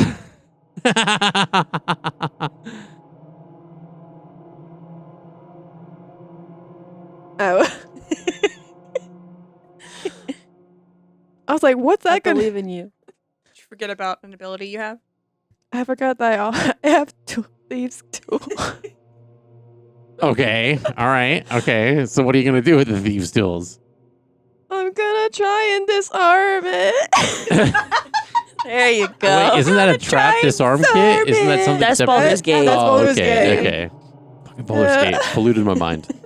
I literally went to her character sheet and like tapped her proficiencies. I was like, why are you pointing to the poisters kit? Oh, no, it's that. Everybody needs the little like. You need a D&D version of the It's little okay. paper clip that like pops up and says, "Hey, do you maybe want to try this?" I wanna try and Clippy. Miss him. So to use the thieves' tools, I use the thieves' tools. how do you use the thieves' tools? I'm interested to see where this goes. I don't know the answer to that one, but I just know you can use it. So, okay, make another investigation check. Thank you. You're welcome. Oh. Womp womp. 9. I tried. When you try so hard, but You you don't don't succeed. Need a video of the dice and just like sad music in the arms of. I rolled a 2, and then I got a +7, and I made it on 9. I mean, at first glance, there's no mechanism or ways to get around the pressure plate on the side. But, and I'm really giving you this one. Girl, do you have It's almost as if the tiny hole on the front is a way to disarm the thing so that the person can take the ledger out on their own without causing anything to harm to them. It's like those it's like those door handles that have the little key where it's going boop. Or like on those like old like Mattel like digital things where it's like the reset button that's on the back of the things. That's where I was getting at, but we got there, folks. It's okay. It's Poison all right. dart. I thought it was going to be like a dart that shoots out, okay? Yes, a little sewing needle shoots out and stabs you in the little finger. Surprise, it's Cindy! She's designed tiny ones. I'm It going. just says Minnows on the side of the drawer. I'm going to press it. So you're gonna use the thieves' tools, and I'm gonna make a sleight of hand check. How long does the enhanced ability work? Does it last for an hour or two? It lasts for an hour. But Okay, this so isn't same hour, same this hour. is sleight of hand. Yeah. Yeah. Thank God. Sorry, y'all. Allergies are killing me. 25. Same. 25. Essentially, you take one of the tools and you kind of like stick it in the slot. It like kind of just barely fits. And you hear like a, and you're able to pick up the ledger, and nothing happens. Ooh, God damn it. I slowly. I put something in it. Like in the spot where it was, underneath the false bottom? Okay. Yeah. Like, To kind of simulate the depth that it was sitting on. Okay. Yeah. Okay. See and where you're then at I close them. there. Okay. And then, do I see anything else? That's all is what you've seen. I mean, you can look through some of the Marian books if you would like, just to see what they're about. But a lot of them are based around they seem very old. The spines of them essentially have like old Elvish, Gotcha. which some of them have old Elvish, but then you can recognize mostly out of it is based on history that you've learned and stuff like that. That you recognize the name Mar in certain situations. What's the oldest book in here? I want to take it. Yeah. So on the 17th book on the third row of It's the a shelf, 7. It's a number. Sorry. 17th, Still got this 7 in it. Anyway. you just randomly pick up a book, and it has some things about Marian hearts, things around what seem to be weird rituals kind of about the Marian bloodlines, things like that. I take it. I put it in my bag, and I get the heck out of there. Okay, go ahead and make a perception check real quick before you leave. He's like, you missed one more thing. You missed one more thing. The boys snuck in on you. You said perception? Mm-hmm. Yeah. That's a 16. Okay. Could be worse. I don't know what you guys are thinking. I don't like my thoughts right now. Because of how old the books are and the bookcase, they don't seem to be the Oh, no. most clean people. There's a very clear indication of dust that was moved as you've moved and taken this book.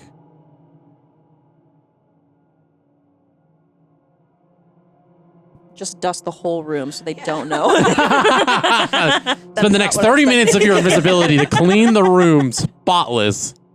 Like, whoa, what happened in here? It's so nice. It's so nice. Verity just rearranges the books where it's just all of them.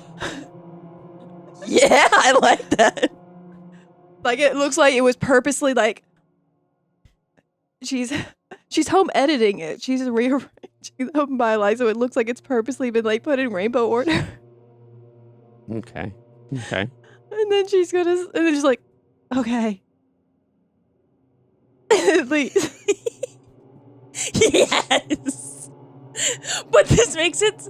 They have to spend time now to figure out what books you took because you reorganized all the books. How do you intend to leave this space? I'm gonna sneak out. Okay. Through the door. Okay. I'm gonna look through the keyhole to make sure no one's so- coming. And again, I guess I must have to defer this to you. Hey. If she picks up something, does it automatically turn invisible or no? So you're two floating I don't books. know. I would put it think in my bag. it's what's on her person. Because if your bag is invisible and it goes in the bag, I feel like that's up to DM discretion. I don't know the rule on that. In I Harry have no Potter, idea. it With the depends on the movie. Can I tell? I feel like the logic of putting it in the bag. But I don't know. Can I tell that they're floating? I mean, if you look down at your hands and you don't see your hands, but you see the books in your hand, Oh no. Yeah, anything the target is wearing or carrying is invisible as long as it is on the target's person. what about acquiring and picking Yeah, up it new doesn't items? specify. That's the thing. But it's on her person. It's on me. Okay. You don't want it to work so badly. He's like, I want a floating book. So you essentially, so go ahead and make a stealth check, followed by sleight of hand. Also, never asked if there was a window in the office. There's not.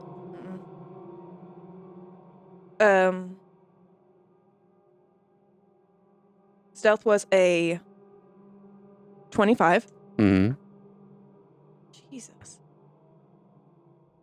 And a dirty 20 Okay. for sleight of hand. I have some news.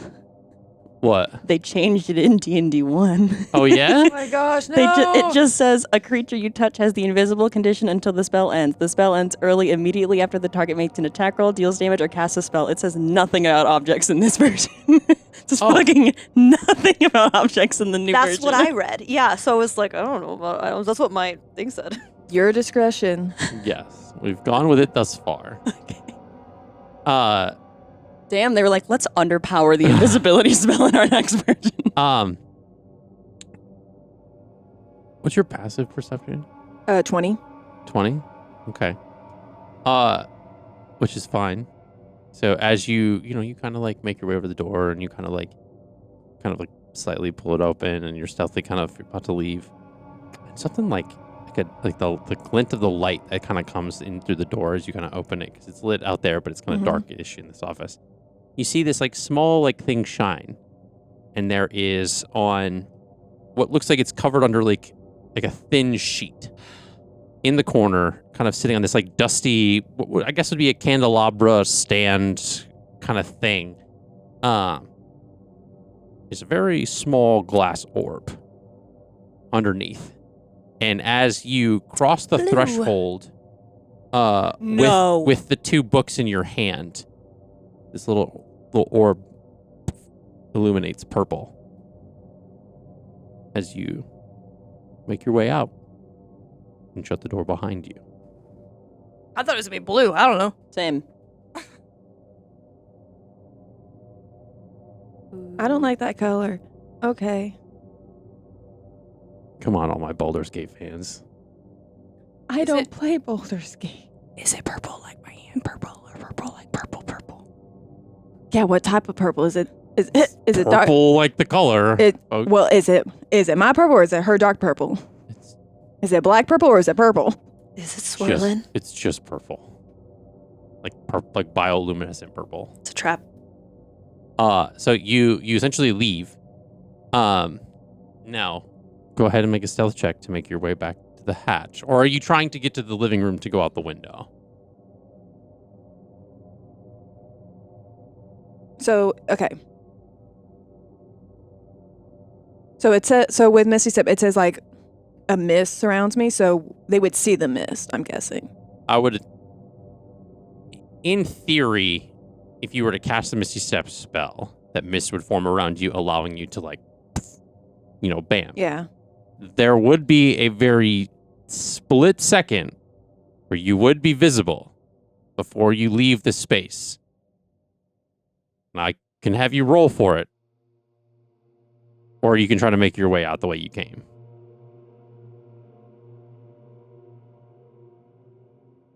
The chaotic person in me wants to do it through the window, but Eira told me not to cast spells, so I'm not going to cast spells. I'm going to be a good little rogue and Okay. listen to the paladin for once. What would Verity do?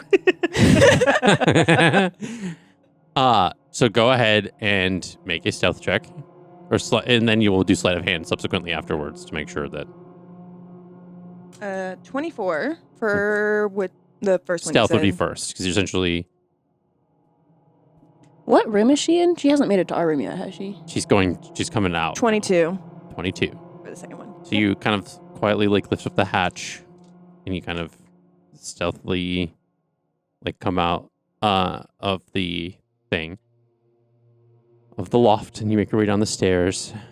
Go ahead and give me another sleight of hand as you set the hatch back down. By the way, thank you for doing dex and not intelligence. It's saved me so much. 27. 27. You're able to get the hatch down quietly. Now, moments before Verity hit the stairwell of this loft, or this little staircase type thing. Eliana and Sable are talking to Elendor, and you notice something on his wrist.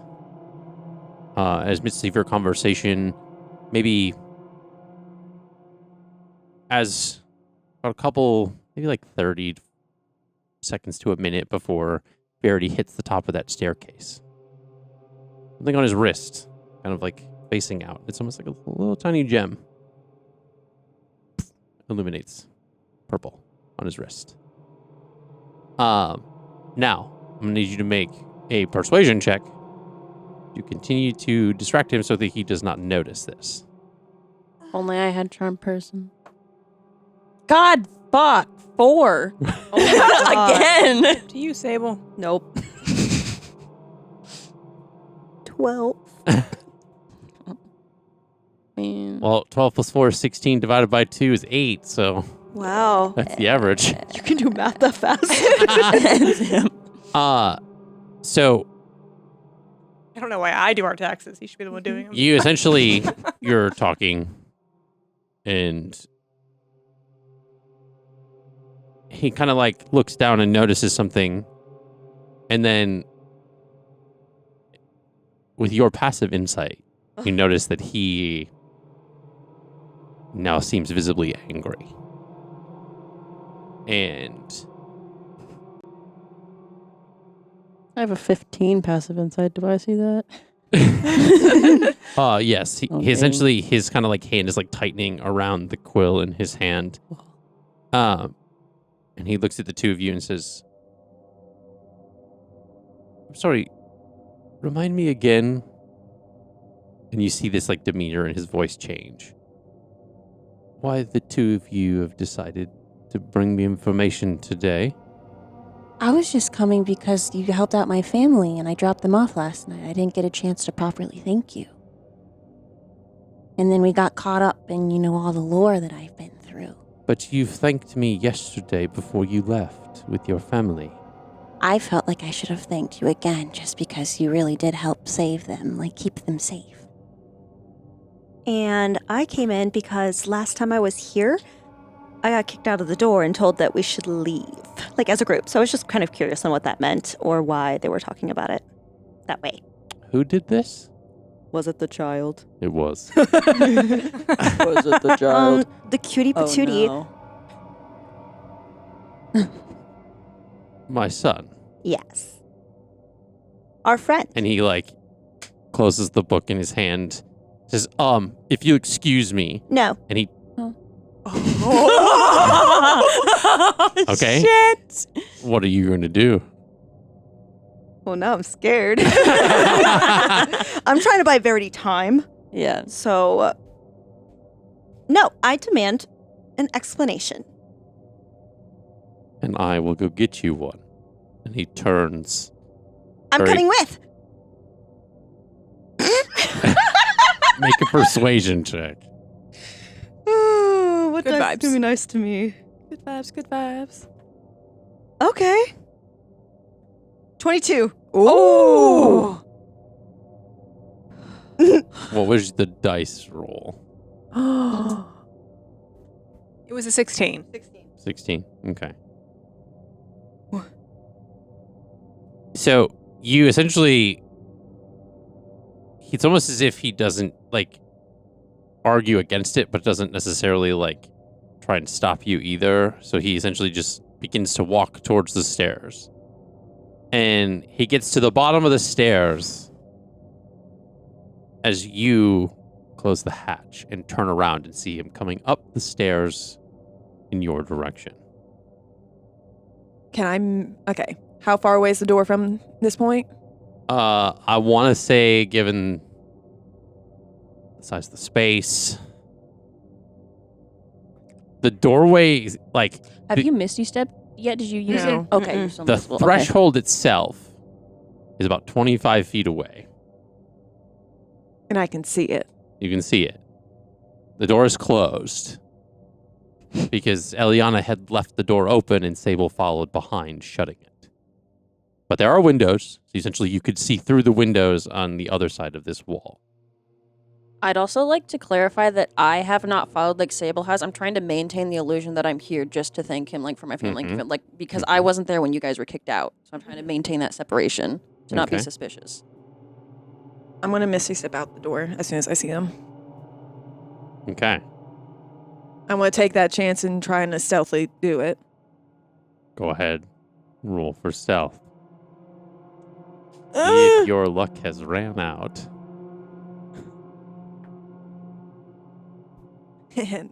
Thank you, by the way. 29. Nice. Nice. Okay. 29. I'm so scared. Now Me too. I rolled an 18 and a 1. Okay. So I'm gonna go with your 29 stealth. Okay. So he rolled below a 10 for perception. I'm not gonna add any like modifiers or anything because I don't have a character sheet for it. But all things considered, I think your 29 would beat it regardless. So in this moment, there's this like faint, like almost like it sounds as if like it's kind of similar to the sound of like an ear, like when your ear like kind of unpops. Mm-hmm. That kind of like as this, and I'll say, go ahead and roll for perception. Fuck's sake. Did I hear it? Roll for perception. Okay. Oh man, I hope I heard it. 22. 22? Got less. Yeah.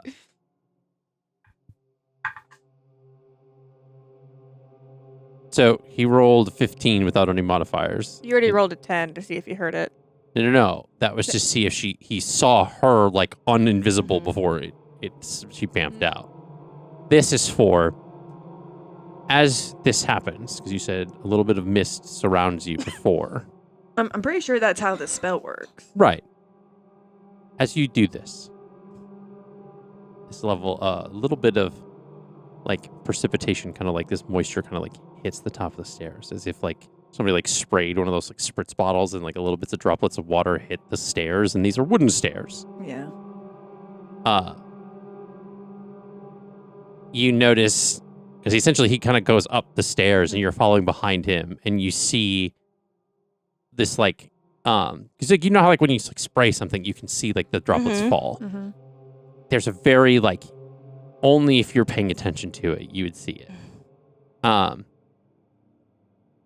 He doesn't see it, but in this moment, he turns to look at you behind him. And he says, and you hear it, and it's like, it's almost as if like he has like 3 different voices like layered on, and says, "Go!" And he pushes to you with his hand. I need you to make an acrobatics check for me, please. Oh no, I'm weak.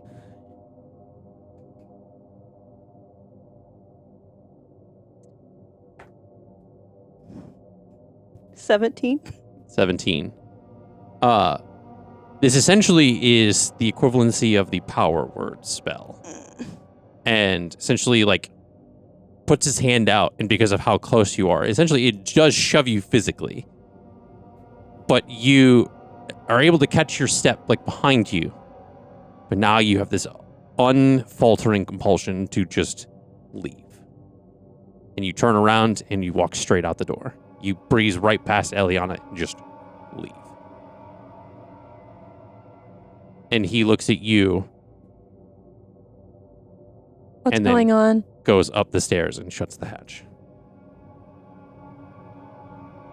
And you hear like a... Why did I have the urge to be like, I read his books? No. Not Cindy. But as you kind of stand there for a moment and you feel and you sense like this weird like quiet in this space. And you hear above you the sounds of like crashing, Don't. things tossing around, yelling. Where's the sun? He's upstairs still. And you don't hear any sounds from the sun. So this isn't like Yeah. a Okay. like beating the sun moment. I'm gonna be clear I on was that. like, you fucking tattletaled on the sun, and I was like, oh no. But you sense that there's things being tossed around. Yeah. And you hear like this like crashing noises and like muffled yells that are kind of inaudible. I don't know why I'm looking at my character sheet. Like, Oh, I'm so gonna what be are you able gonna to do? something. Yeah. I'm just gonna listen. I want to see if I can hear with my little elf ears if this man says anything like incriminating. Give me a perception check. Okay. Like, dude just fucking left me in here, so I mean, 19. Don't really hear anything you can't really Okay. make anything out. So, And you hear this like one more crash before you see something kind of like on the wall in front of you, like kind of like almost like essentially directly like from like where the doorway is on like all the way on the opposite wall. And there's like a series of kind of like runes like coming up from behind the bookshelf and kind of like going in a circle. And it like shoots out. And I'm going to need you to make okay. He was like, leave, I'll say bitch. dexterity. Okay. Might be dexterity, yeah. Go ahead and make a dexterity saving throw. That's an 8. You, essentially as if you were hit by like an immense gust of wind are like blown back and you kind of tumble as you fly out this front door, kind of like somersaulting as the door like slams shut. And you see this level, like the shades in the windows being drawn, and almost as if this door shuts, and there's like this like purple, like purplish blue sigil kind of on the door handle now. A closed sign. That as a magic user, you would know that that's an arcane lock. Okay.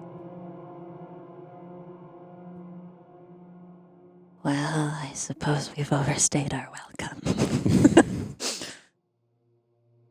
Hey, Sable. I can see So her out there essentially, now. you all are Hey, back. girl. Like Verity is like off to the side where Eira and Jax are. I would say we're probably a good like And so 50 to 80 yards away. Like we're not close you to the just building. moved away. Yeah. Sable's long gone. Sable had just kept walking. There was no compulsory to stop at all. She walked Is it- right past you and Jax. And Is just it kept like the walking through guy in the city. dungeon at the school that's still walking into the wall? I mean, that's probably ended. But This is so stupid. This is so dumb. Can I? I think Eira would have followed Sable. okay. Would have like called after her. You said the windows are shut. Can I see through into the house at anywhere? No, all the shades are drawn. Okay. Okay. Never mind. I'm gonna leave. I'll take this as my note to leave. Okay. I was gonna try to misty step. Go ahead and back make a in. Constitution saving throw. Me? Yeah. Uh-oh.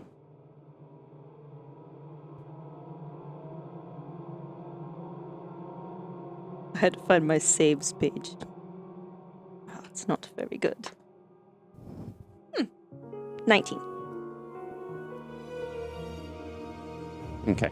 So you 19. You essentially like stop in the middle of the street, and you're out of breath, and kind of almost confused as to why you're all the way over here. As the rest of the group slowly starts to catch up and make their way through the city to get closer to you. And you all now are back together as a group. What happened? That man was not as inviting as he was the first time we met him. I Can I buy got you time. no. I got two things. I got a ledger with like, and she's like, That tracks. Mic drop. we're gonna hold it now, y'all. Okay. Sorry, headphone users. No, it's like a hidden ledger, and it's like codec, like it's all transactions, from like unknown benefactors, but it was like it had your symbol on it, with like it was like artifacts and relics from like Does Verity pull this out? yeah. Don't do that. And she like It looks around slowly- to see if like anyone has like clocked what she's just pulled out. Like, Slowly puts it back in her bag. did anyone see that? You hear the whispers again in your ear. And the voice familiar? no, Okay, it's undiscerned whispers. Like it doesn't make it like Thank words God. you can't make out. lovely. And the book that you're holding in your hand, Don't. like it almost like crumbles to dust as you're holding it. All that work. And you see on the glove that you're having, the eye has burned itself through the glove. I'm gonna press digitation it so it's a single piece again. Okay. Well, sorry, y'all. I'm not gonna bring the other book out, but I did steal another book. On And you Mario. kind of like go to tap your like bag, and it doesn't feel like it's in there. So wait, the ledger disintegrated a second ago? Mhm. Oh, okay. And the other book I grabbed. Because as you feel it, you kind of like you almost like look inside of it, and it's like this dust Huh. that floats up out of it. Okay. So I'm guessing they're mad about me rainbowing their books. What? You could. It's this new system that I heard makes everything look pretty, and the dust was all. You could tell I took something. It's. Yeah. None of that was audible, so your Yeah, song did you're- not just yeah, cut out. She cut out audibly. I rearranged them, and I better just. Starts crying. I tried my best, yo. It's okay. It was a thing, and it was a thing. It's not your fault it disintegrated. It's okay. Eira looks at Jax. What was the point of that? That was your idea. What was the point of it? Well, he didn't know that was gonna happen. What was the point? I didn't know it was gonna happen. How did we get any closer? Well, he So, found out he's a because of the bad what? man. Yeah. We confirmed he's a jerk. I mean, I could. The dude These had things are accurate. other like books and all about like old like dead we nobles. can't do anything about that now. But he had like nobles about from the Marian Empire, like memoirs. Great. We can't do anything about that. We can't go back in there. I mean, no, Unless- but this dude's definitely tied to like something. Like it was all Marian crap up there. What are we supposed to do? I mean, do you think we should Go don't- back? No. to Port of Mar? You know, start where it all started. That's not where it all started. Well, yeah, but it's where it ended. Arguably, but There's probably some. Would you be safer there? no. Well, this place is messed up, so. This yeah, is that's the what most. you get when you get this many religions in one place. So- Mm, Where do you want to go then? Home. And then not leave. Again. oh, Ever. Okay, well, I mean, we can go to Port of Mar. I mean, don't give up. Did I say that? No. I don't want to leave. You don't want to leave your home. Correct. Does that mean I'm going to leave? Probably. Doesn't mean I want to leave, though. I'm Dude. sorry things are hard for you. oh. What? Hey, Sable. That's great. Soundbite. What does your veiled one say about? Do they say anything about this? Can you do a reading again for Eira? I mean, I was a little iced out earlier when I asked her for help, but I mean, can you just do a reading? Do you know how to do that? kind of, but not really. Okay. How do we leave? I want to leave. Well, Leave the where? And go where? Yeah. I think. Okay. You're so over our Not going stuff. to entertain it. You named it. I feel like I might be able to snag something for that scrying, and we could maybe try and locate your brother if he's causing all this. I don't know if that might be our next step. That's the only thing I can think of. That's a real logical step. I can't tell if that's supposed to be an insult or a compliment. So actually, growing up, everyone said that. I think it's just my inflection. People just think I'm mean. Maybe you should work on that then. Oh my god, maybe I should work on that then. Sounds like a you problem. Whoa, Okay, y'all. that was sassy. I mean, she insulted me. But yeah, you're right. I'm sorry. I shouldn't have got did sassy I? back. Yeah, for me, it was insulting. What do you need?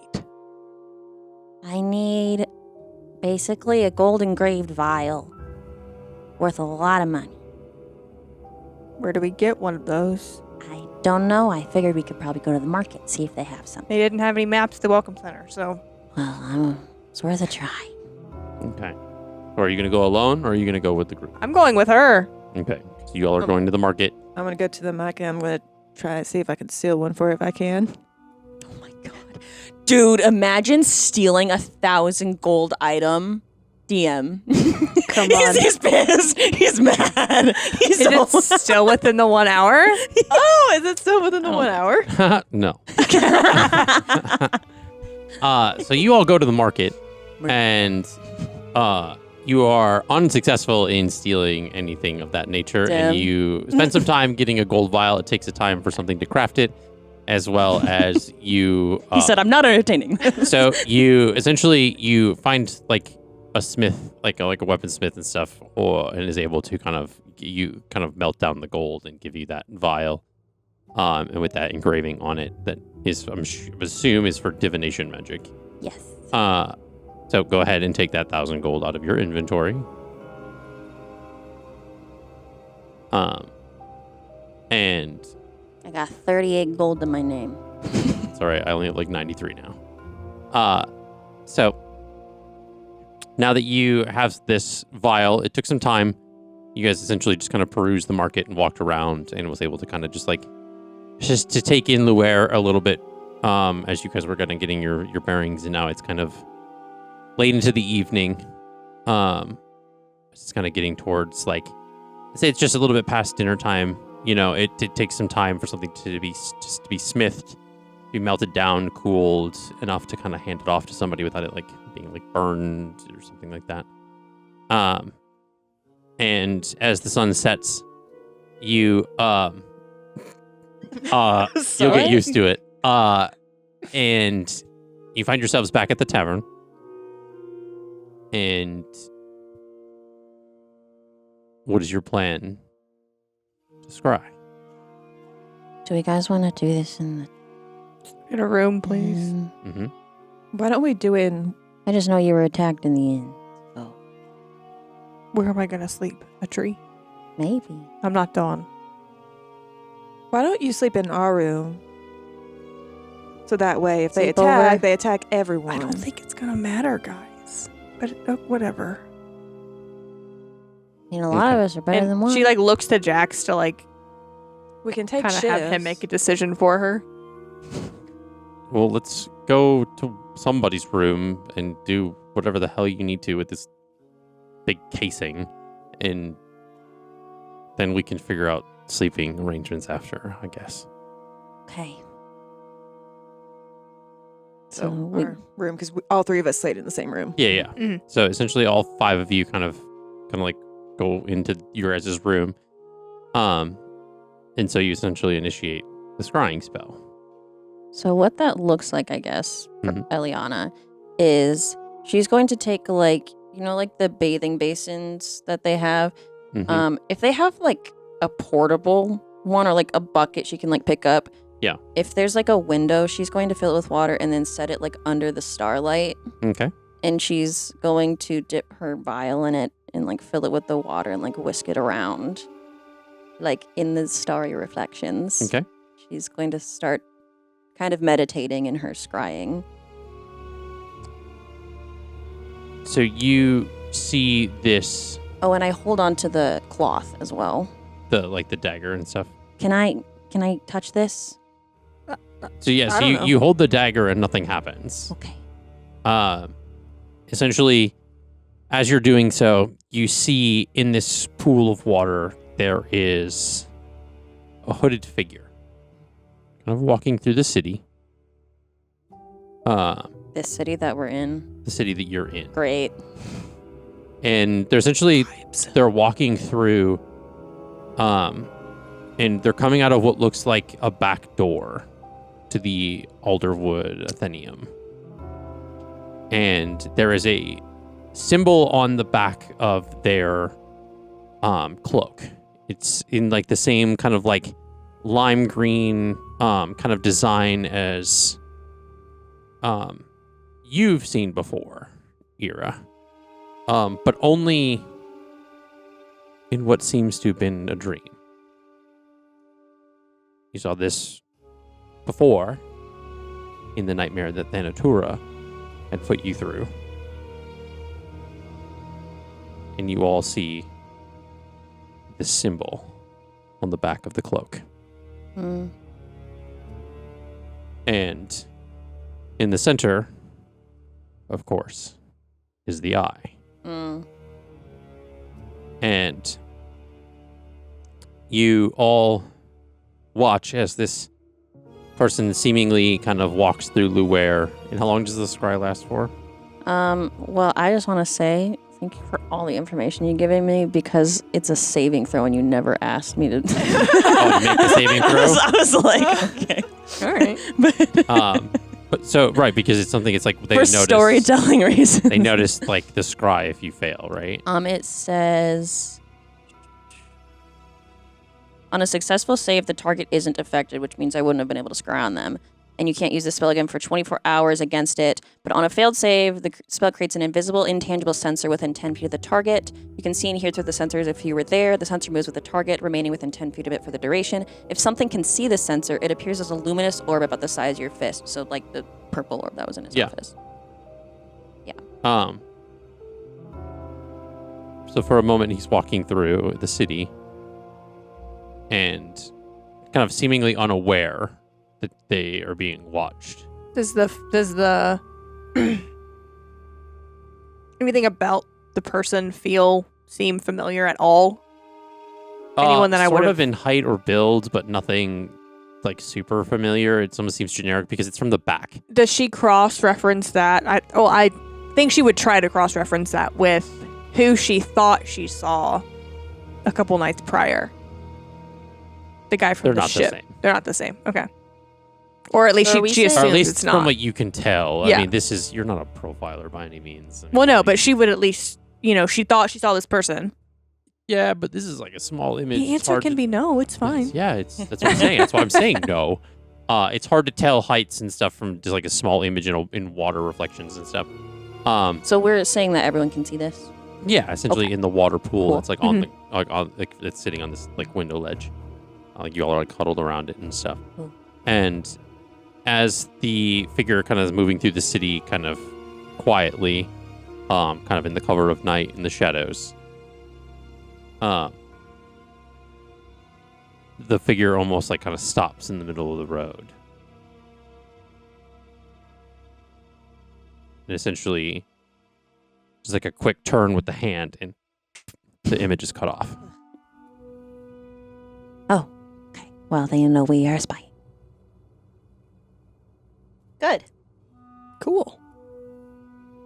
Well, at least we know what they're wearing. Did anything in there before it cut off? Did it look like outside of the tavern or anything? It looked nearby. It wasn't the tavern itself.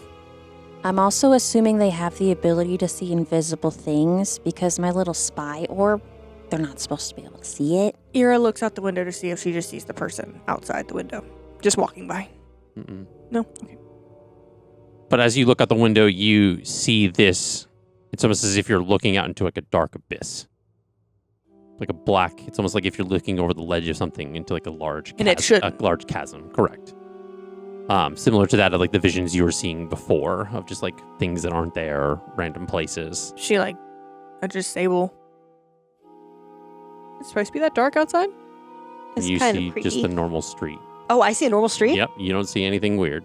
And yours kind of flashes like almost as if your eyes are adjusting to the darkness. It kind of looks like the normal street, and there's nothing out there. No It wasn't dark. individual.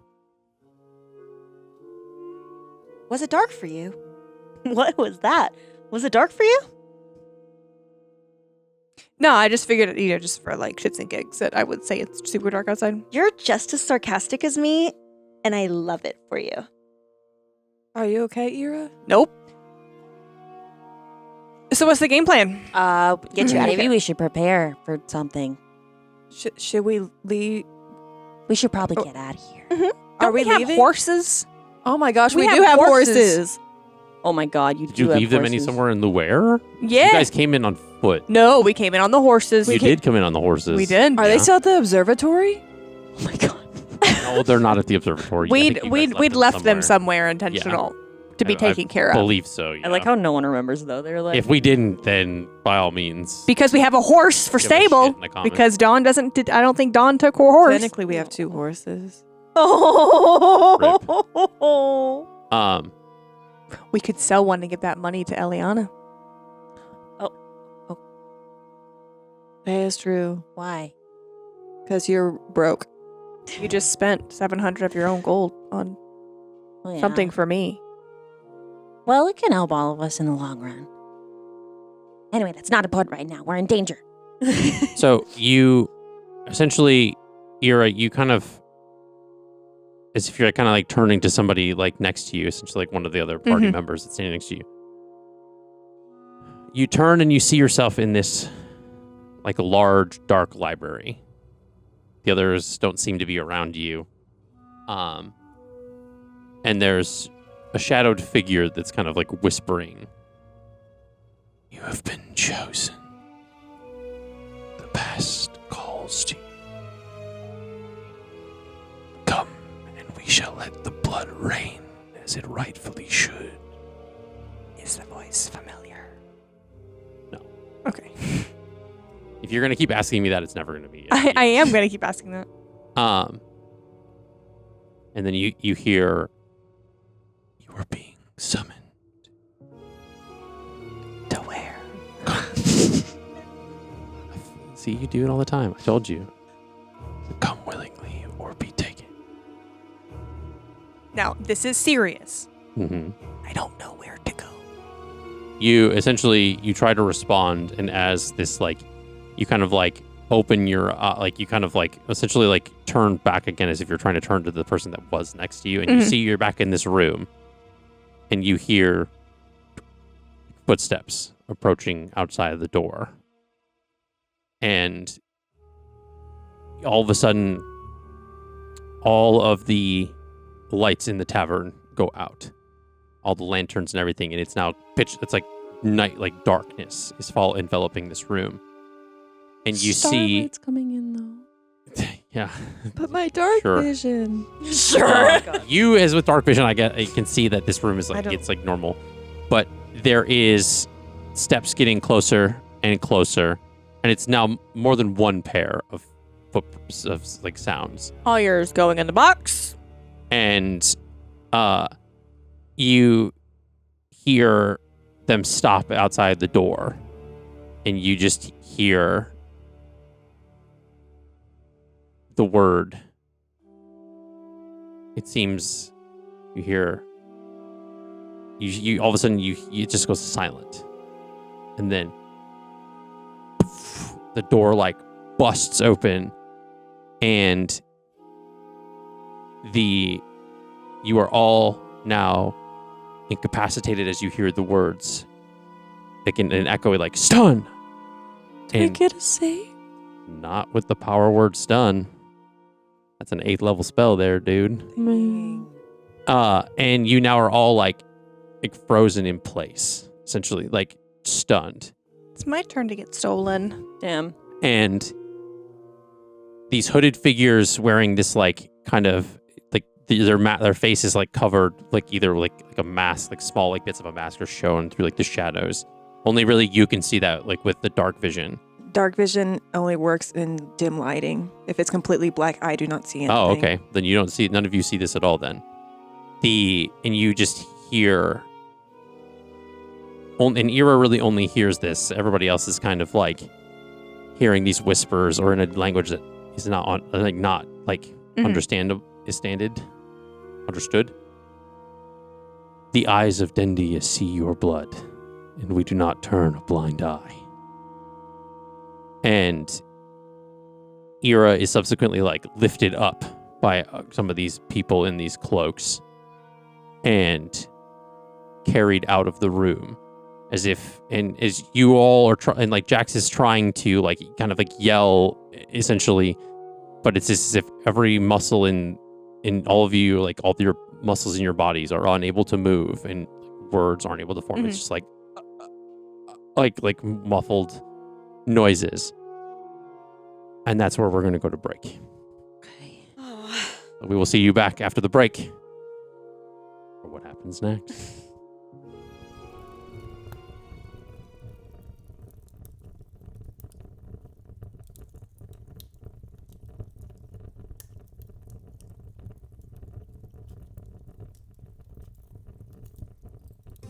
Oh, hey, didn't see you there. But now that you're here, just wanted to say thank you so much for joining us on this journey so far with us here at Off the Beaten Quest. You're going to start noticing a lot of new things on our Twitch channel now that we are affiliate. You will see a lot of cool emotes designed by our very own Caroline, as well as a lot of other things that we do have in the works.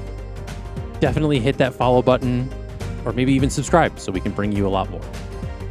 And do remember, if you are an Amazon Prime member, you can use your 1 month free sub. If you're watching on YouTube, consider liking, subscribing, and hitting the notification button so the YouTube algorithm gods will share this video with a lot of other people like you. Thank you so much again.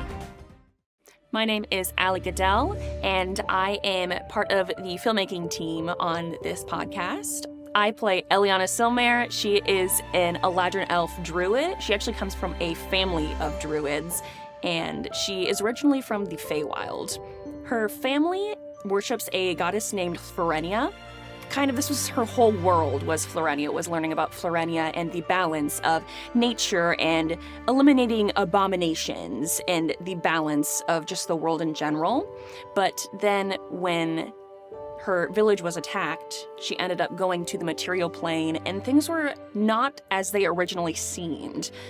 She kind of realized that she was indoctrinated as a child, and so as of right now, her character is still kind of naive, but she's constantly learning about the world around her and trying to figure out what her place is in the world when she finds out her whole religion has basically been a lie.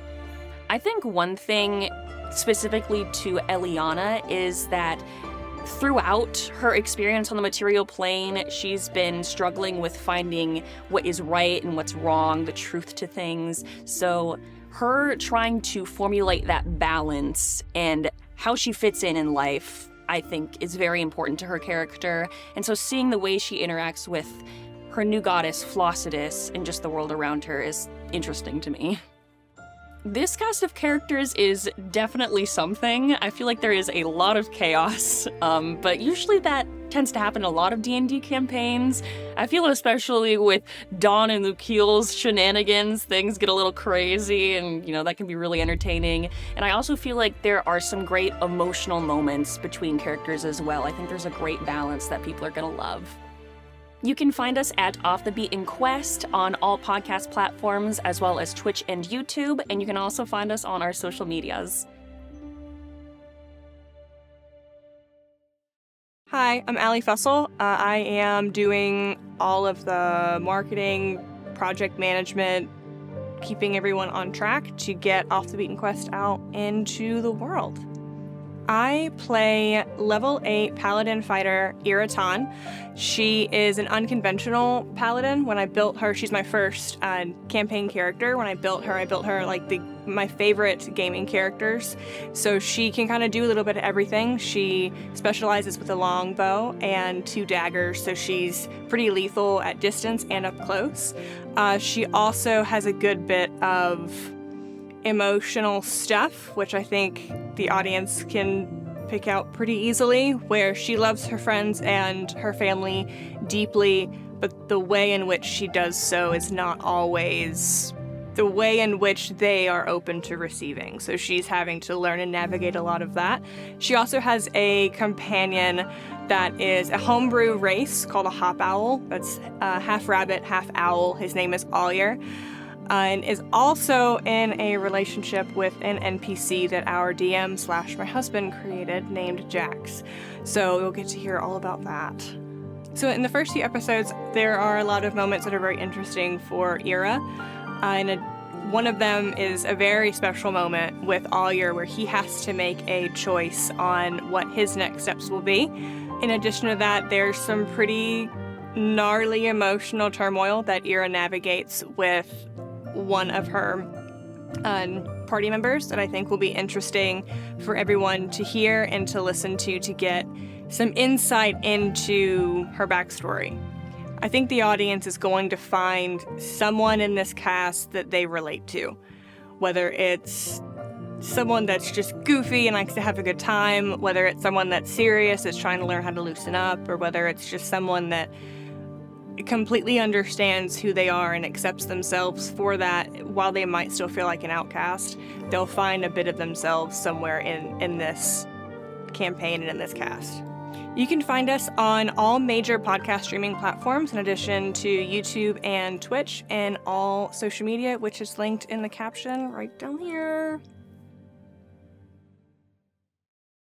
Hi, my name is Caroline Daher, and I am the in-house artist for the podcast. In the campaign, I play Sable Vale. She's a level 9 human grave cleric, and she is flirtatious and theatrical, and she really is just trying to live her life to the fullest, like consequences be darned.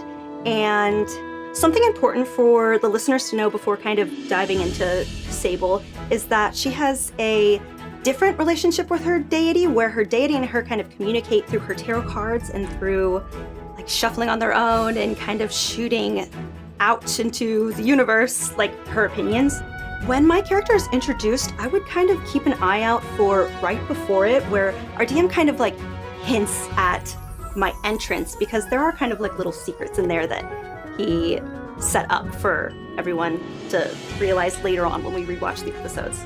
As far as this cast and characters, myself included, I really love 2000s rom-com movies, and if you picture the movie Mean Girls, where there's a cafeteria and there's a whole bunch of lunch tables, and each table has a different clique, a different group, this table that we're playing in kind of has a picked person from each group, and we just all mesh and blend together, and it's so seamless and so dynamic. You can find us here on all major podcasting platforms, as well as YouTube and Twitch, and check out our socials linked below. Hello, my name is Sarah Matlack. I'm kind of a flex role, and so I kind of jump from task to task, just wherever people need me, I'm there. I play a red tiefling named Verity Belladonna. Verity is a rogue warlock, kind of in the trickster fiend area, which can make things quite interesting. Verity does have a mother and a little sister. Her mother is Ilma and her sister is Nadine. She also has the blue human eyes. One of the cool things about Verity is that she is showing as a tiefling, but her mother is actually human. And so one of the things that I wanted to make sure that we had for her character art and everything was that she had blue human eyes, just so we could have both representations of her father, who was a red tiefling, and her mother, who is human. We are a rowdy bunch, and I feel like with each character there's going to be someone you can connect to in a way. And that's another thing I love about this group, is that you can find a way to connect to them. Whether it's through an emotion scene, whether it's just getting drunk at a tavern, or climbing a tree. You just never know. Dreams can show someone your truest desires as well as your darkest fears.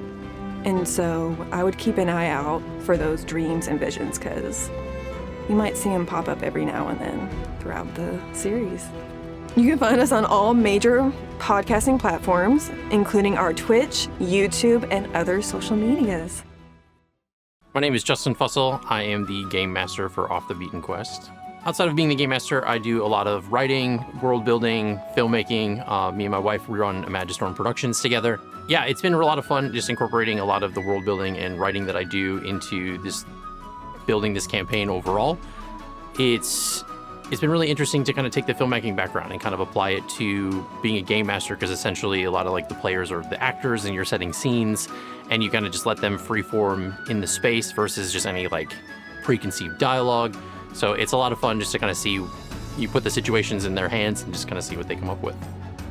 I enjoy playing D&D with this group because they're like my found family. It's been, I love everybody that sits at this table. It's been a lot of fun to just be able to kind of build this world with them together. A lot of the way I incorporate this with a lot of the players and the story and stuff has been a lot of collaboration, seeing how their stories intertwine with what I have planned and vice versa. It's going to be a very interesting to see how the people receive everybody. Everybody's got its own different flair, and the way that this team is made up of very colorful characters, I think everybody's going to love them. They're going to find something to laugh with and have fun with, and it's going to be really good. In the campaign, I play a lot of the different NPCs, of course, but the main one that I play is Jax. He's a fighter monk druid, and he came from a tribe of changelings that existed in the Fey realm and kind of had some backstories with different things and different interconnected characters. He's become a love interest and boyfriend of Eira's character. And if you want to know more about Jax's backstory and kind of how it's interconnected with the whole story, you can always check out the prologue. I chose to do a homebrew setting versus an existing campaign just because it was something where I could kind of really just expand and create a universe. I wanted to have something that I can build upon. I honestly like to be able to throw twists and stuff at the players. I think that's the biggest thing. I think it's really fun. There's a lot of ideas of what's going to happen, where things are going to go. Just as much as they can improv in a setting, I can do the same, and it kind of allows for a lot of really good back and forth. Definitely, if you've checked the prologue, there are some things that happen in episode 62 that is a little bit of an Easter egg that even the players haven't figured out yet, which has been really nice. But it's going to come back around eventually, and it's going to be a really big aha moment. But I think that's one of the biggest things to look out for. It'll be a very blink and you'll miss it kind of moment. But other than that, just being really on the lookout for a lot of just the backstory and the things that how this is going to be building up to as we get into the next arc of the campaign. So they can find us on any of the major podcasting platforms, as well as our social medias and Twitch and our YouTube.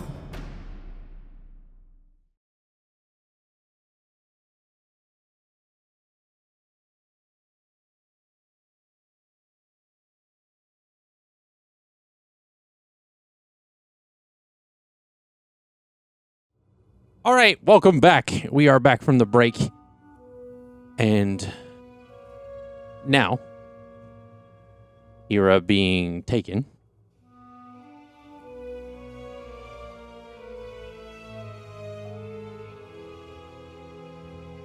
Just gonna take this away. Okay, because there was something that was supposed to happen beforehand. Okay, so let me pitch the vibe to.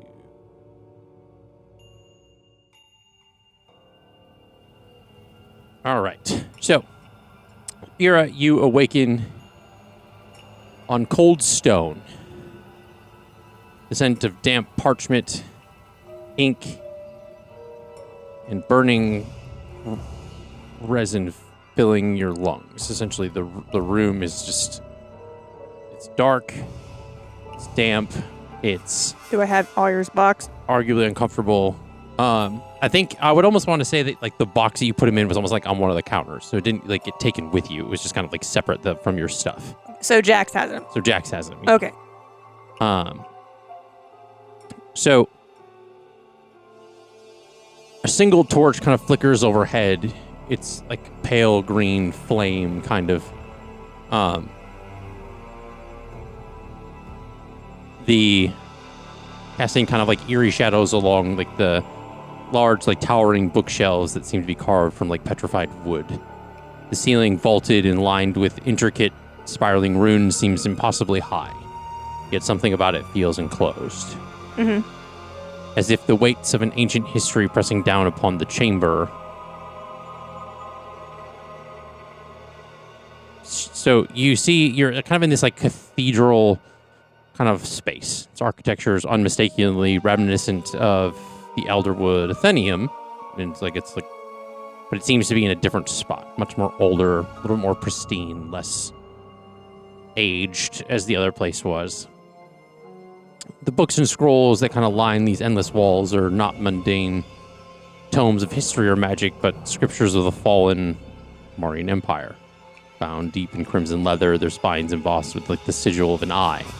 It seems like archival in a way. Does the eye match the hand tattoo? Similar. Yeah, Okay. Similar to the symbol you guys saw in the scry. Just a bit of context, essentially, as you were taken away, you kind of blacked out, and you were now, like, had awakened in this space. Yeah, I figured. A ring of hooded figures kind of stands encircling you, kind of in this space. Their faces are obscured by silver, kind of misshapen masks, and they all have pointed ears. The masks are reflecting the torchlight in a dull, kind of unnatural glow, and the air is silent, and it feels suffocating. Yet the air hums with kind of a distant chant. It's low, very much rhythmic, and spoken kind of like this rhythm of like spoken in the following cadence of like ancient elvish. Do I understand any of it? It seems unfamiliar to you. Something you might have heard from your grandfather, but nothing in reminiscence. At least that's the only thing that like you would maybe potentially tie it to, but nothing that you can understand.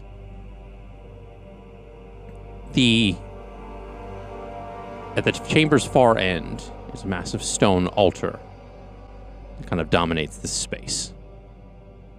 Its surface is carved with kind of some pulsating runes that are flickering in time, kind of along with the chanting that's happening in this room. Upon it lies another figure, an emaciated scholar, gagged and bound, their robes bearing insignias similar to that of the college. Am I bound in any way? No, but you're still afflicted by this, like, the same stun that you were stuck on. You were stuck from before. So even if I try to move, I can't? No. Okay. The person on this altar, the eyes kind of wide with terror, they're darting between you and the figure that's standing above them. You recognize this person to be none other than the Professor Godry Boldust from Shalestone College. The map in his office on the wall? No. This is the divination professor Yeah. that Cindy was in contact with, and it's no longer, it had kind of vanished. At the foot of the altar stands Elendor Vareshana.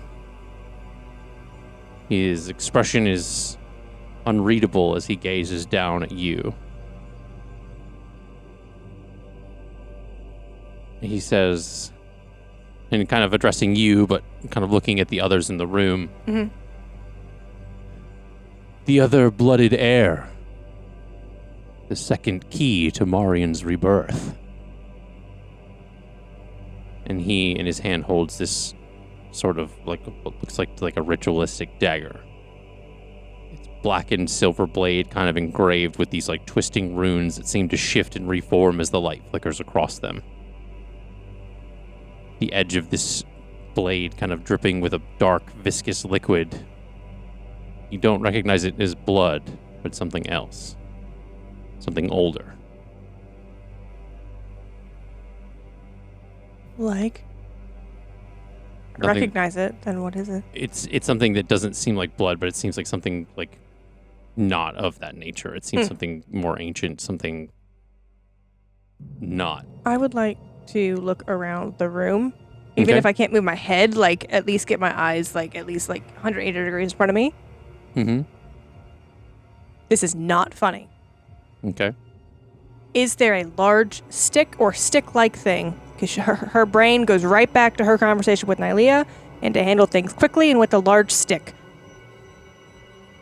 Even if it's like a candled stick.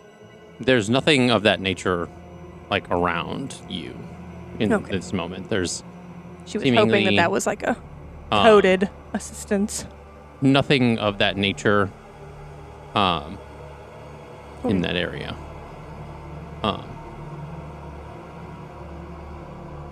He looks around at the people in the room and says,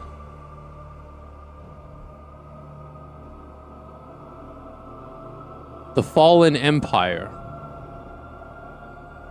and those that share the same passion in reigniting the old ways.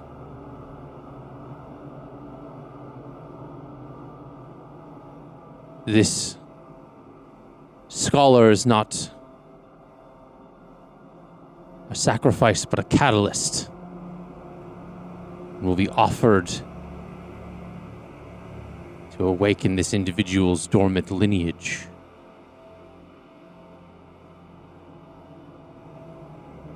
And he looks down at Eira with the knife and says, "This is not death. This is remembrance." The figures in the room all draw a similar ritualistic dagger from underneath their cloaks.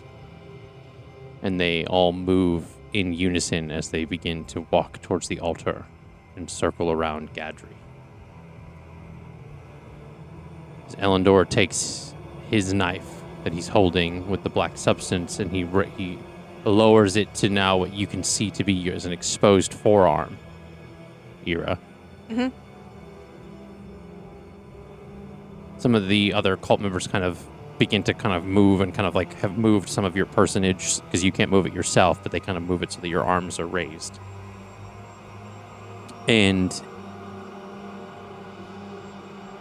he lowers it down and the ooze kind of like drips down onto your skin as it gets closer. Your mind begins to pulsate as if like your heartbeat is in the veins of your head. And the veins on your forearm begin to illuminate with blue light. As the knife's skin begins to get closer, as you feel the like pointed edge of the knife on your skin. And you feel as the knife slowly moves across your arm, you feel the sharp hot pain of the blade slicing into your skin. The runes on the dagger begin to glow. You kind of wince amidst the pain, and the shadows in the room begin to sort of stretch unnaturally as if your vision is being distorted. And the sounds echoing in the room of Gadri's muffled screams and the tearing flesh in the distance as the cultists circle around, seemingly making fast movements that you're not able to see in front of them. Meanwhile, the rest of you in the group, I'm going to need you all to make, and Jax included, a Constitution saving throw. And since those of us with dark vision, we saw those figures, I'm assuming. Correct. And would that be what, you and Verity? Or is Verity the only one with dark vision? I have dark vision. I have dark vision too. Okay. Yeah, and humans don't, and I don't think changelings do either. You don't. 15. So, you got a 15. What did you... 15. Okay.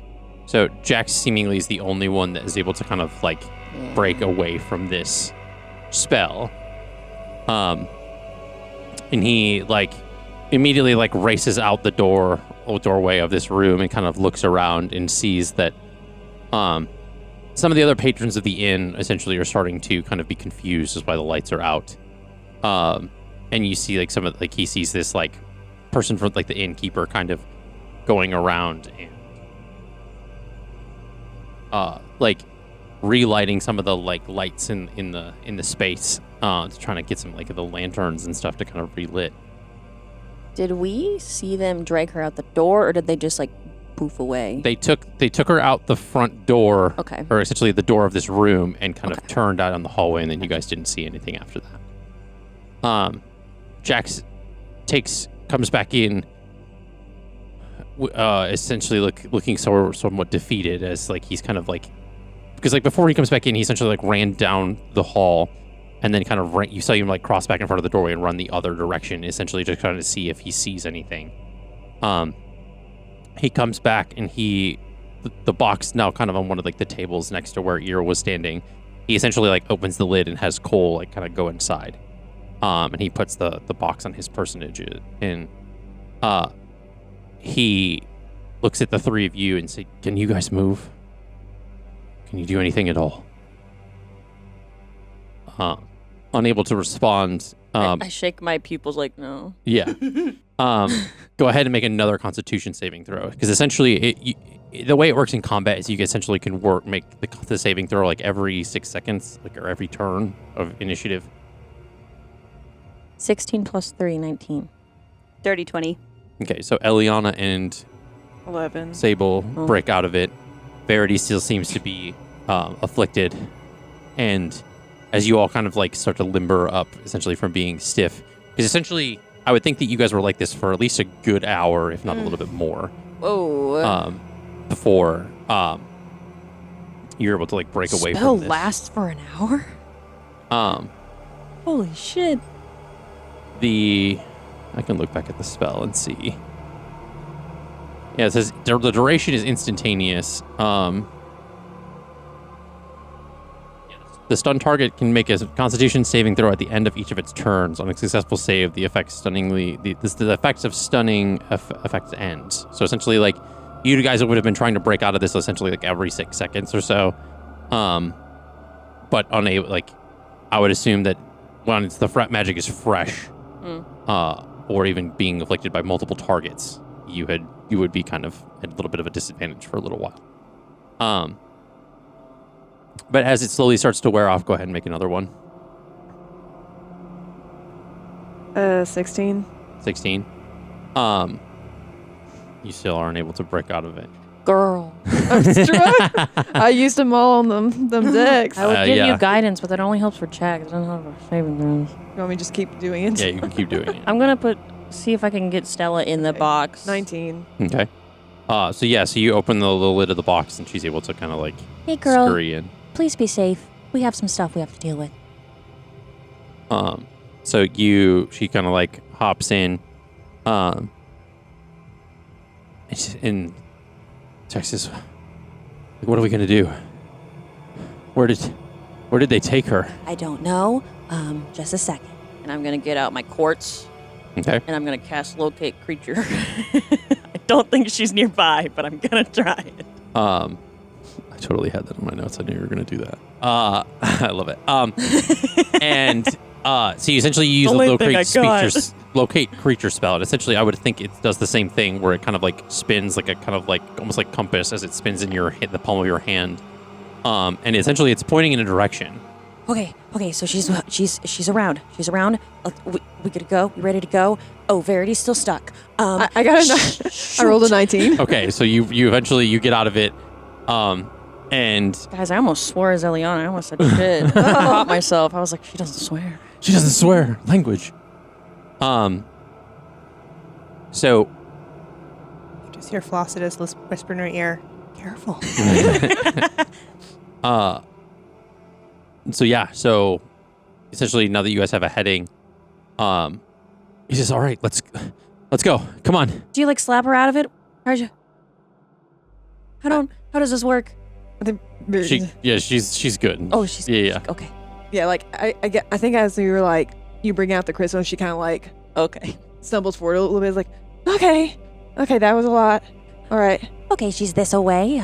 Do we want? What are we doing? Let's go. Okay, but Let's like, do we go. need to prepare something? Like, what are we getting into? What did you guys see anything? That when she was yeah. taken? There were cloaks. There was and people in symbols. cloaks that grabbed her and took her out the front door. I don't know where they took her though. They were wearing masks. We saw the symbol. Yeah, essentially as they turned around, you would see the same symbol on each of their cloaks. They had the symbol that was in the scry. So definitely them. All right, let's go. Oh, I wish I could prepare my spells for this. Okay, let's go. Okay. So you are all like kind of racing through the streets of Luare, and you are essentially guided back through the Alderwood Atheneum, or that led back to there. The same arcane lock still on the front door. And I'm gonna punch the window. you're gonna punch the window? Yeah, dude. Okay, go ahead and make a roll for that unarmed strike.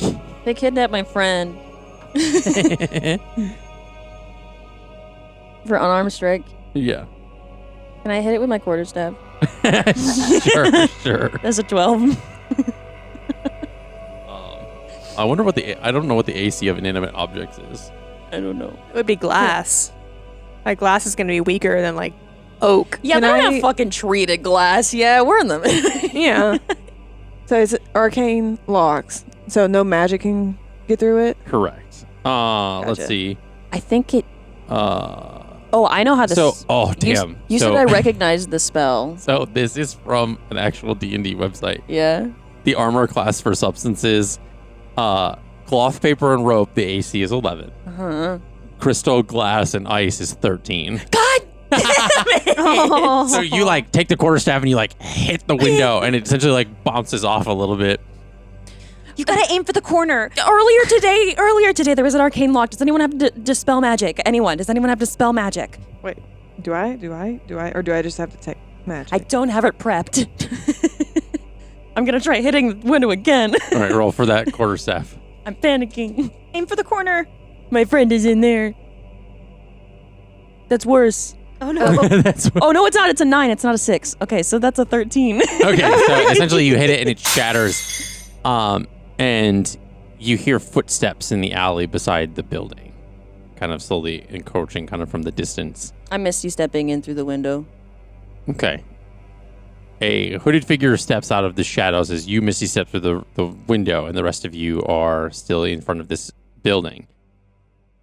And the figure kind of like walks out of the shadows and like Is it the lowers its sun? hood, and you see Kaylin Baylor. Is this the new navigator? This was the navigator from the ship. Trying to tell you guys. Nobody would give me the bait though.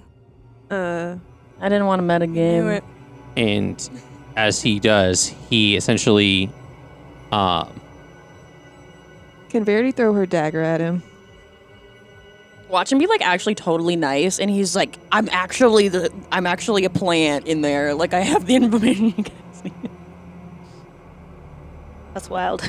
That's a wild theory. I need you to make a wisdom. I need you all to make wisdom saving throws.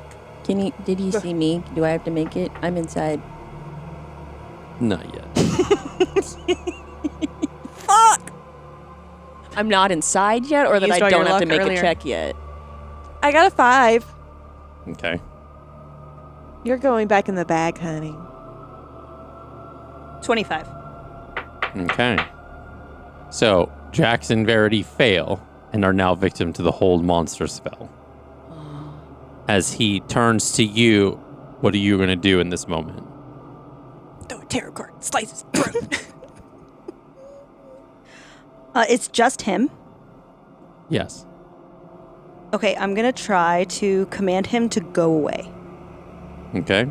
Flee. He has to make a. Let me find it. I have a long spell list. Wisdom 16. Wisdom 16. Please don't do it. So that's a 19 without any modifiers. So All right, so 23. didn't work. Please go away. Please. And he looks at you and says, "Tisk tisk," and kind of like does one of these, and now make another wisdom saving throw. You mother. Can I do something? Yeah. What would you like to do? I would like to attack this man. Okay. How are you going to attack? I would like to throw a guiding bolt through the window. Okay. 22. Hey, wow. All right. Let's go. So you are still free.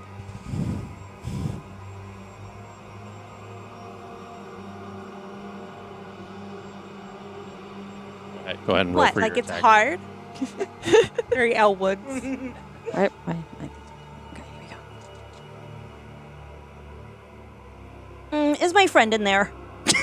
It's only a 12. My friend's in there. Mm.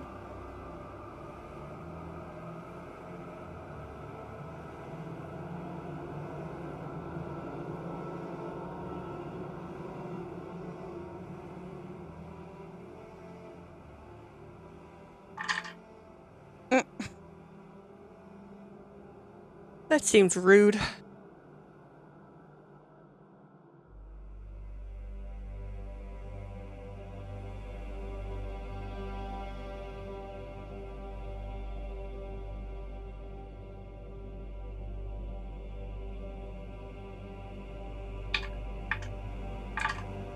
That sounds like a lot Stop of it. dice. Stop. Stop. Let me check my spells. I'm just trying to break this dude's concentration, but I can't even hit him. Buff table question. Yes. If one of us got slapped, could that be considered the help action? I mean, you're paralyzed. I know.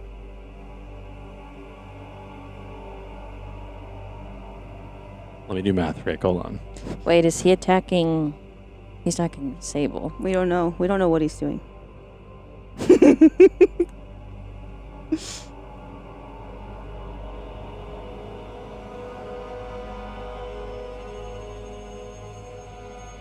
The rules lawyer in me is fighting to get out to check what fucking hold monster is to see if I can break it, but I'm like, I'm not gonna. How many hit points do you have? Oh no. Sable? Hit points? Mm-hmm. This What's is your bad. Health? What's your health? No. Oh, only 84. 84? Okay. Oh, maybe it's not as TPK bad as I think it is. Okay. Okay. So he is going to upcast the shit out of the sleep spell. Yeah. And he casts it on you. And it affects people with 88 hit points or less. That's what he rolled, because he rolled. Because essentially, as you upcast each level, because at first it's 5d8, and then you add 2d8 per level that he's upcasting it. So it's second, third, fourth. He had to fifth, roll and really sixth. fucking well. Mhm. He upcasted it at 6th level, so at each level you upcast, you add 2d8s to it. So that's why I asked. So it lasts for a minute, and there's no saving throw that you make. It just, as long as it's that hit points or less, sleeping? you're asleep. So Fuck me. he goes like this, and you drop to a sleep. You're just like, Are you immune to magical sleep? nope, because she's a human. God damn. Ain't an elf like you. God damn. You're as immune to magical sleep. It's almost as if I looked at all your character sheets before I did that. It's almost like you're a DM and that's part of your job. Trust me, with all the different fucking immunities that all you have, I have to pay attention to I don't that have shit. any. I know, that's why. It's funny. So you cast the guiding bolt. How much what did you roll for the attack, right? It's essentially, or did you just straight attack? I only rolled a 12 to hit. Okay, so you essentially, he gets hit with like this like burst of light, and he looks at you through the window, and essentially he and make a wisdom saving throw. Is this to avoid the charm condition? Does hold monster considered charm? Nope. It's I don't it's paralyzed. Nope, it's not charmed. Yeah, no, you're right. If it was charm monster, then yeah. Please. He's like, what? My plans is going well. You said a wisdom? Wisdom saving throw. Oh, my wisdom's 19. No! Nope. He learned from Sable. So you now are like kind of like frozen in this like position in Yeah. the window after like throwing the guiding bolt. He kind of like I'm frozen mid-duck. Yeah, you're kind of like going like mid duck. I'm gonna need. So what is your passive perception? 20. 20 and mine's 18. There's something where like Jax like sees something in you, so do you, like something kind of like a shadow moving on the roof, one of the rooftops, or like a couple of them. Are we in initiative? No. Please be the Krungs. Back. That would be so funny. Back with Eira. Let me cook. Your Eira's Morian power starts to kind of erupt in the room. And essentially you're able to break out of this like paralysis that you're in. Mm-hmm. What do you do once this kind of breaks? Because essentially like you're in that like kind of like magical eruption that you had known before in that cave. It kind of is what like pushes them off of you, and you're like essentially they're still trying to hold on. So I would say you have to make a strength saving throw to break the grapple first. Well, that's not going to go well. No. It's a 4. Okay, so essentially you are unable to break the grapple, but so they're still holding you. But you're able to freely move. So essentially you could keep trying to break it, or you can start to try to do something else. They don't seem to be trying to hurt you, if that makes any sense.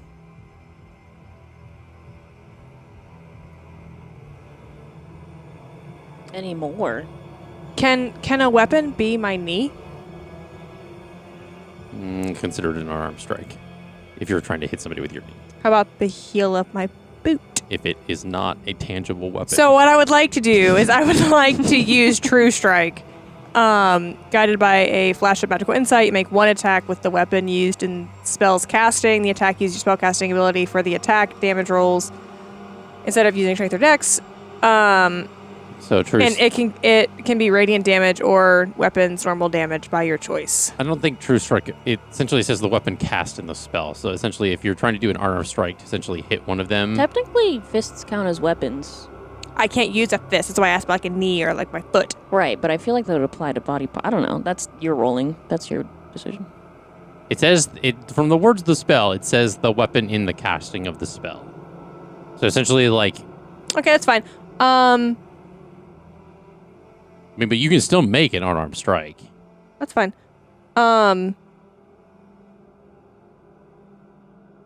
going to instead cast... It's also a cantrip. Word of Radiance. Okay. Burning radiance erupts from you in a 5-foot emanation. Each creature of your choice that you can see in it must succeed on a Constitution saving throw or take 1d6 radiant damage. Okay. A cantrip upgrade increases 1d6 when you reach levels 5, 11, and 17. I'm a level 6 paladin, so I'm going to upcast that to 2d6 instead of 1d6. Okay. So what saving throw? Constitution saving throw, got to beat a 13. So only one of them succeeds. And I'll say that Elendor, the one that's standing in front of you, is the one that succeeds. The other two fail. So essentially it erupts, and these two that are grappled, like kind of trying to hold you down, kind of get pushed outward as like the like bright light kind of like afflicts them. They take 8 points. Okay. Of radiant damage. And Elendor says, "Don't hurt the air," and like kind of like keeps moving. Like these like are my hands free now? Yeah, you're free now. Do I have my daggers on me? You do, but you do not have your bow. That's fine. I don't need my bow. Go away. You saw that, right? Yeah. She's fighting her computer. Great. So those are coming out. And we are... Is Elendor holding me? No. At all? He essentially had sliced across your wrist. And when that like Morian magic kind of like erupted. Lovely. I'm backing up 5 feet and we're throwing down a moonbeam right on fucker. Okay. There's no saving throw or roll for a hit.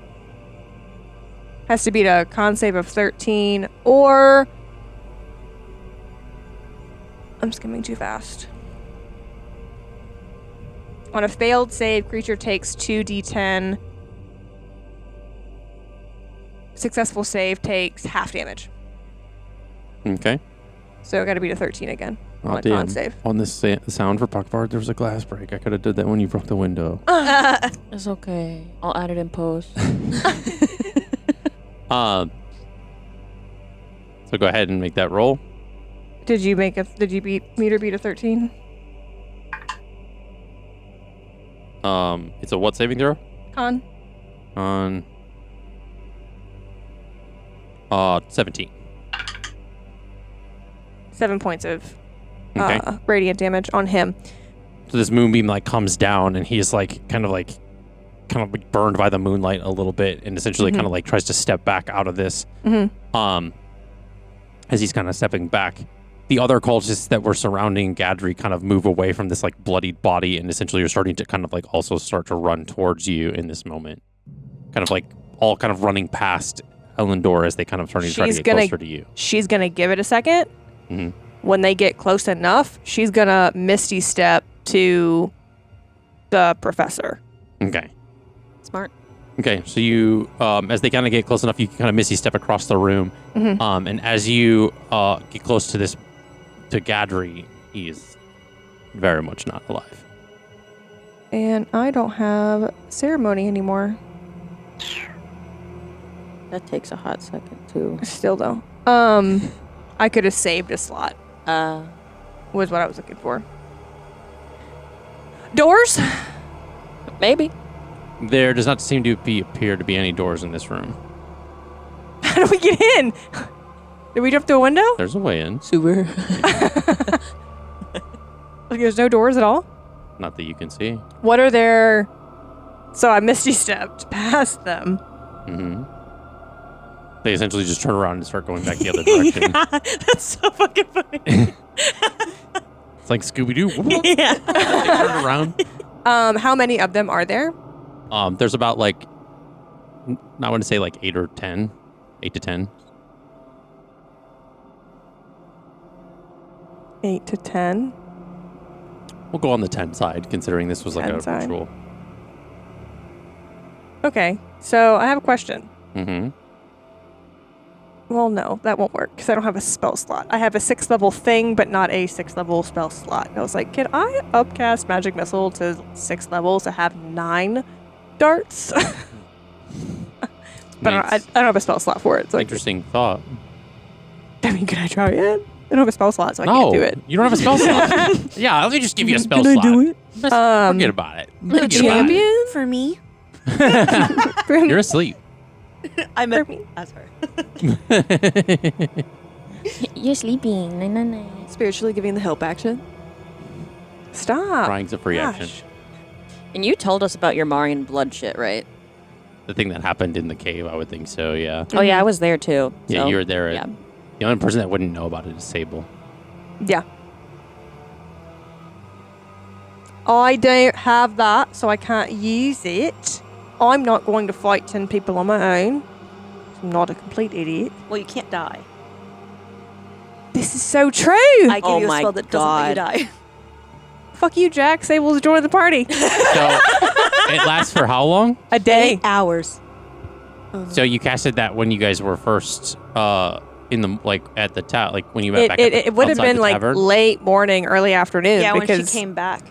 I think it was in the evening when we got back to the tavern. No, it was before. It Oh, was when okay, maybe she it was. When first she like first told told us everybody. about Like it. Eira was or okay. Verity was like, "Come outside, everybody. We gotta go." It was after she already prayed to Nightlia and everything. Yeah. Okay. Yeah. right after that.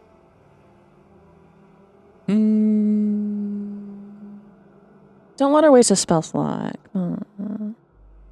She can't die. They're valuable. Technically, it's been 8 hours. How technically? How? How like right down to the second. It is or- like- I'll give you the- 30 minutes. It's How like about the middle that? of the 30 night. minutes to not die.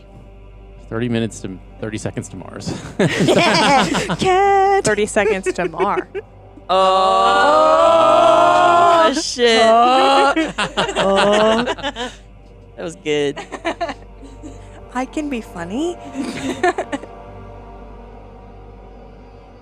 So that moonbeam's still going. Yeah, How stupid are these guys? they're not. Can I move it? You can try. How much damage are they taking? 2d10. I mean, you can move it. You can only move it to one spot. You can't continuously like move it around. Like As long as I have concentration, I can move it.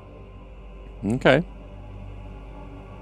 Just because we're kind of in a non-initiative wiggly space right now. Who looks to be the most threatening? Probably Elendor. Boop. Do you make him take more points of damage? Fuck yeah, I do. What's your AC again? 17? Actually, no, it's not. Because 18? no, 20? no. Hold on, please hold. Where is it? I just saw it.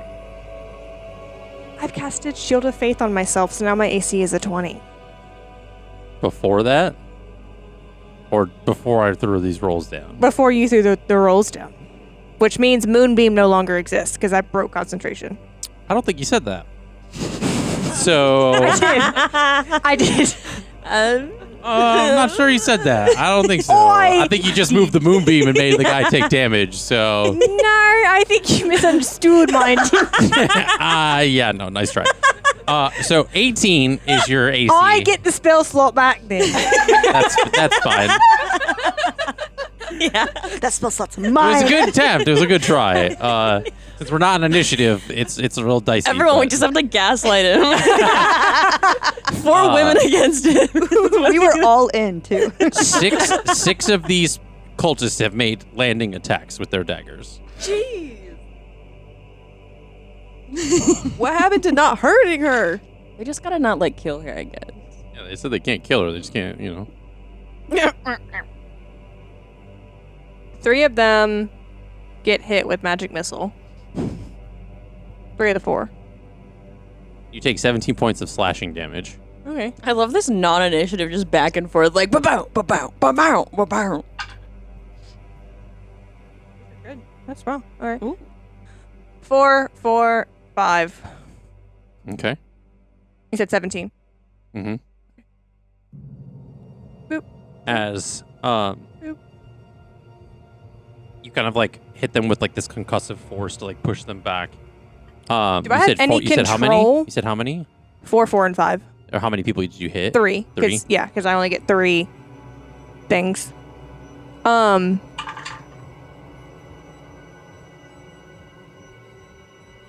Can I finish what I was gonna do? No, 5 more people hit you with more dice. Why?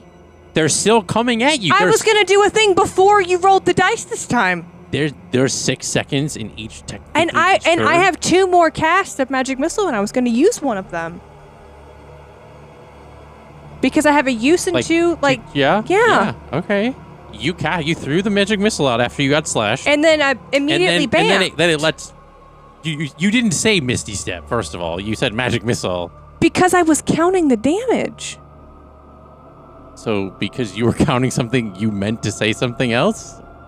I hadn't gotten there yet.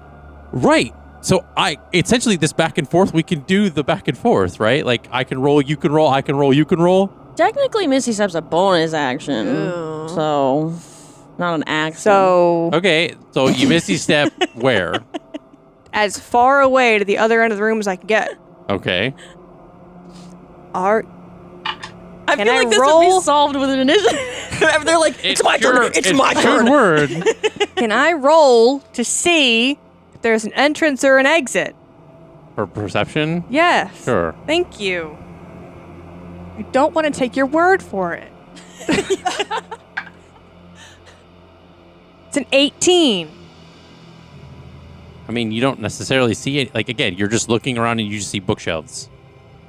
Like, bookshelves and the altar. Secret bookshelf. I have a use of detect magic. Does that do anything worthy? Taking up a lot of time here, Chief. It's been a little bit more than 6 seconds. Well, I missed you steps, so I bought myself time. Yeah, but the 2 cultists that you had previously hit with the radiant damage on the other side of the room, essentially, are over where you just I figured went. they were running. That was the other 10. That was the ones that killed Godry. There's essentially 12 cultists in Elendor in the room. Okay, there's 12 of them in Elendor. So Understood. Wait. You know, I'm trying this new thing of like theater of the mind, so I don't have to like make a battle map every single time that this kind of stuff happens. But you know, Well, yeah, but like 'Cause- initiative might help. 10 of them were around Godry. Yeah. You were being held by 2 with Elendor in front of you. You did the radiant damage to push the 2 away from you and broke free and did Moonbeam. Hurt him, and then you Misty stepped over to the altar where the other 10 basically turned around after running towards you and turned back. The other 2 stayed on the other side of the room, Okay, so when you I Misty didn't stepped over know. there, they were over there. I didn't know the other 2 stayed back. There was a very easy assumption that was drawn that everybody ran at me. Well, there's also math. 12 is 10 plus 2. I don't think we knew how many there were. But now we do. I guess you're right. I should have painted that picture a little bit better. That's my bad. We're just confused. It's okay. Again, I know initiative in a battle map would help, but that requires like time in a day. That's okay. So essentially one more hits you with like a dagger as you kind of turn, as you're like looking around for a door. You kind of get slashed again by one dagger. Take 2 points of slashing damage. He has no modifier on that dagger? There's no plus to that? Maybe he rolled It was a an 1. 18. No. Because daggers like 1d4 plus something. I haven't been adding that. Oh, okay. So they're pretty realistic daggers. I mean, they could be more for show. I love this liminal space we're in where I don't know what's happening with combat. I'm just like, yes. I see it. Like I see it. I'm envisioning it too. I am seeing a Skyrim library in my mind, but that is it's kind of like That's vaulted happening. ceilings. So Yeah. it's like a it's all stone. like long hallway-esque type room. It's all stone. There's like old wooden bookshelves like lining all both the sides and the back wall, and there's an altar, like a stone altar on one end. The description was a little wordy. I get that, It's fine. No, I was just like, it's like we're putting one toe in. It's like, are we going in? Are we going to combat? Or are we not? Are we stepping in or not? What's happening? Whose turn? What's going down?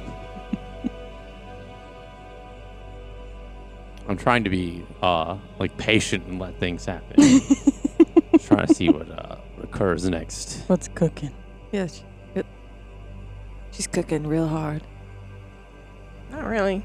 She's on high, Not really. she's on high heat. Sure. I can't do that, can I? It's not gonna do what I wanted to do. Doesn't have to work. Gonna try it. Okay. Minor illusion. Okay. I can create a sound. Its volume can range from a whisper to a scream. Can be my voice, someone else's voice. Sound continues unabated throughout the duration, or you can make discrete sounds at different times before the spell ends.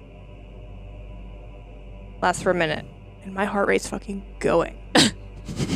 I hate this. Checking your watch to see your. I am. From the opposite, so the tall vaulted ceiling, right? She's doing this from memory because it's been decades since she's heard his voice. She's going to minor illusion what she remembers her brother's voice to be, screaming, "Leave her alone."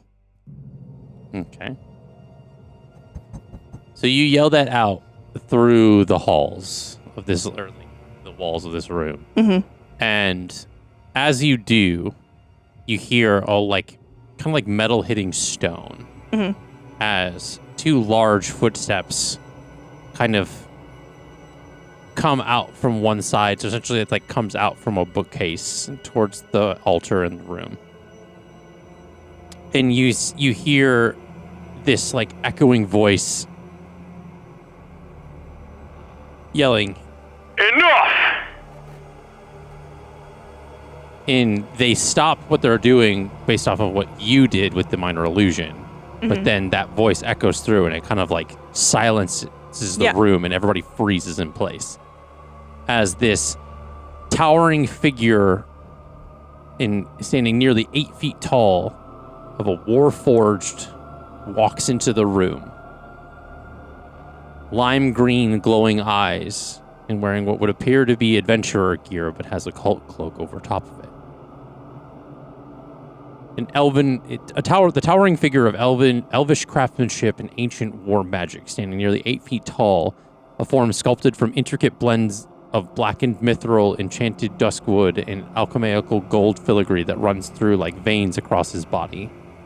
His proportions are graceful yet unnervingly precise, with a broad chest and slightly elongated limbs. The head is elongated and a bit angular, resembling the smooth, expressionless visage of a high elven war mask. Engraved with faded runes of command and combat directives, His eyes are deep-set crystalline lenses illuminated in that lime green color. But it seems as if this Warforged has not been untouched by time. What would be normally understood from a Warforged as like pristine plating is kind of scarred by thousands of different like dents and deep gouges. There's vines and lichen that have grown into the crevices of the armor and remnants of centuries spent in ruin and kind of dormancy. His right arm seems to be partially kind of replaced with like what looks like scavenged metals and kind of archaical gears, kind of like it looks like it was repaired or like kind of fixed. He's wearing the cult cloak over top of it, and he steps forward, and you can see kind of on one of the exposed pauldrons is that there is a sigil on one of the pauldrons that resembles that of from what you've seen to be as like a Marian sigil. But it's somewhat barely recognized given that like the age and the battle wounds. And you can see as he steps forward, the cult starts to kind of like part and like break towards the walls as he kind of like steps in. And even the people that are near you in the back of the room break away from you. And she's gonna hold her ground. So like take like a fighting stance. She's not gonna jump at him or anything, but she's just ready. The Warforged slowly walks forward, and it says, "It's good to see you, sister." And it steps forward, like it kind of gets closer. Can I see him, or is he just in this thing?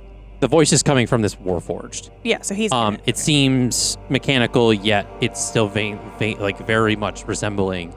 It's as if like some like kind of mechanical voice and his are being overlapped. And it stands about maybe like a foot or so from you. And towering above you by at least like 2 to 3 feet.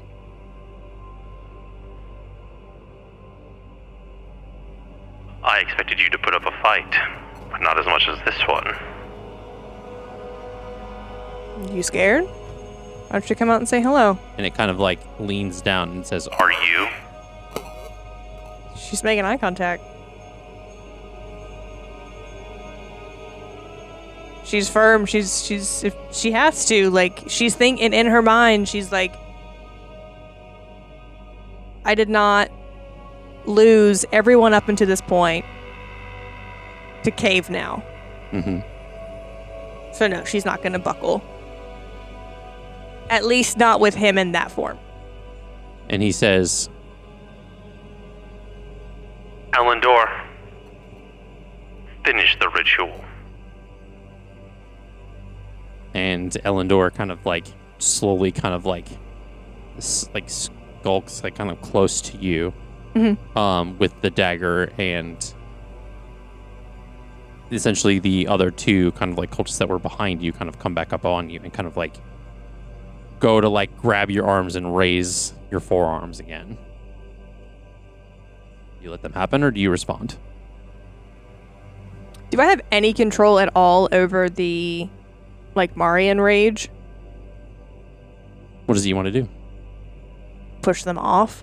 Because she ultimately, she wants to see his face. She wants to see that he is actually there in front of her.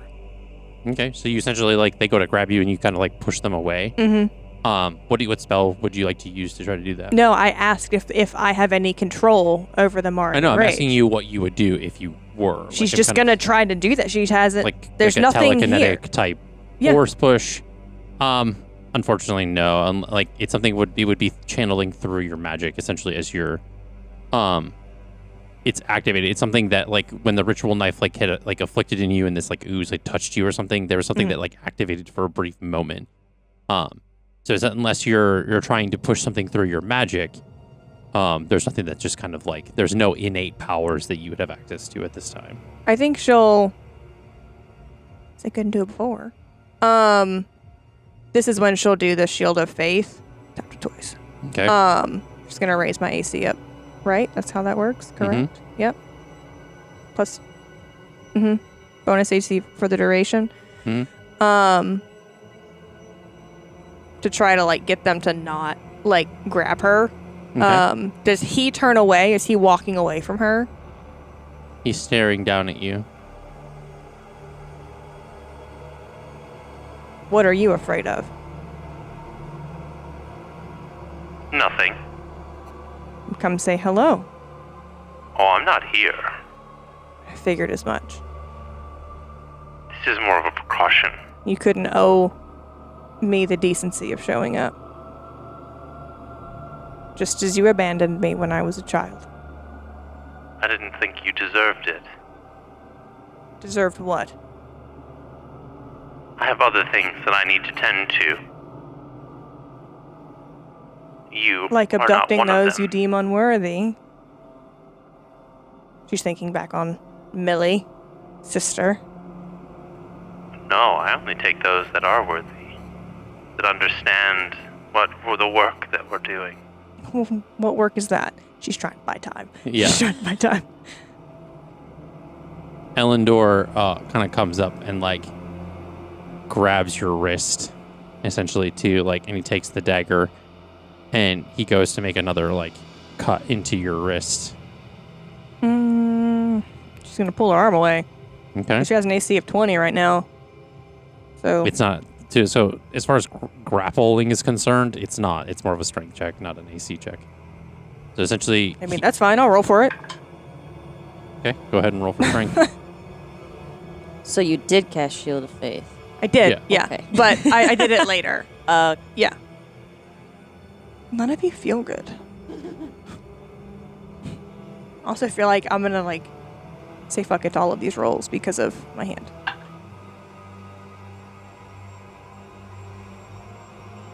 And it's a general strength. Yeah. Just a 9. Yeah, this was 19. Or no, excuse me, 14.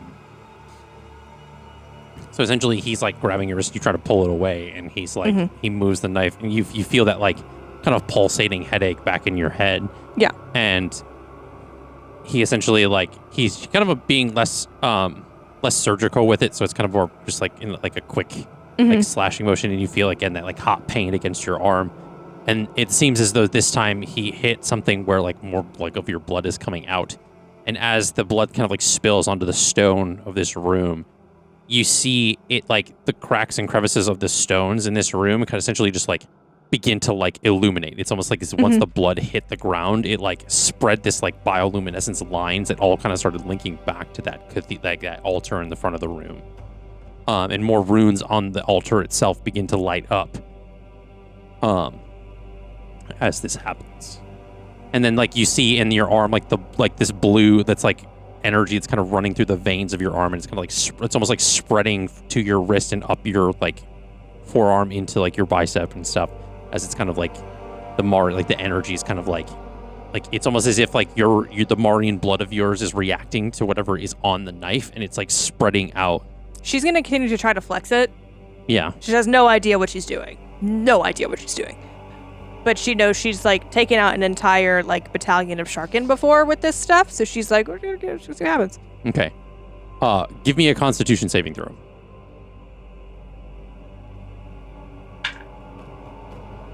7. Is it good or bad that it's low? Oh, it's bad. Yep. But not in the way Look, that it was a 2. It could have been a 1, guys. but not the way that you want. So essentially, you're not able to muster up whatever control is necessary to essentially harness this like innate ability. And essentially the Warforged itself kind of in a quick flash essentially is like it's almost as if like it's moving with speed that's like way higher than what a normal person would be. And you see as it's looking down at you, kind of like as it like had stood straight up, it like almost like moved over towards you, and it's now like standing almost like kind of like quickly behind you, very much like an anime like quick like slash, and you feel this like intense like force pain as like it kind of as if you had been punched like several times without even seeing it happen, and you essentially like cough, and there's like a little bit of like blood that like coughs out of your mouth when you do that. And you feel as if like a couple of your ribs have cracked. Awesome. So cool. It's a cantrip. I'm gonna do it again. Minor illusion. Mm-hmm. But I'd like to target just behind whatever the Warforged, however it receives sound. Mm-hmm. Our mother's voice. Oh. Okay. And Eira's gonna do her best to replay a memory of her childhood, of her mother grieving what her brother's done. Okay. So something that I think her parents wouldn't have realized that she'd heard. To try to just like make some kind of a plea. Mm-hmm. And what damage did I take for the ribs breaking? I feel like that warranted some sort of health decrease. No, you got cut by the daggers, but your ribs, they're fine. They're fine. They're cracked. fine. They're just dislocated. It's fine. That's the one thing I hate about D&D is like combat sometimes is like so counterintuitive to storytelling. Yeah. That's why I was so confused. I was like, what's happening? Well, right now I have You 70. took 19 points of force damage. Okay. I was Or gonna- actually, no, hold on.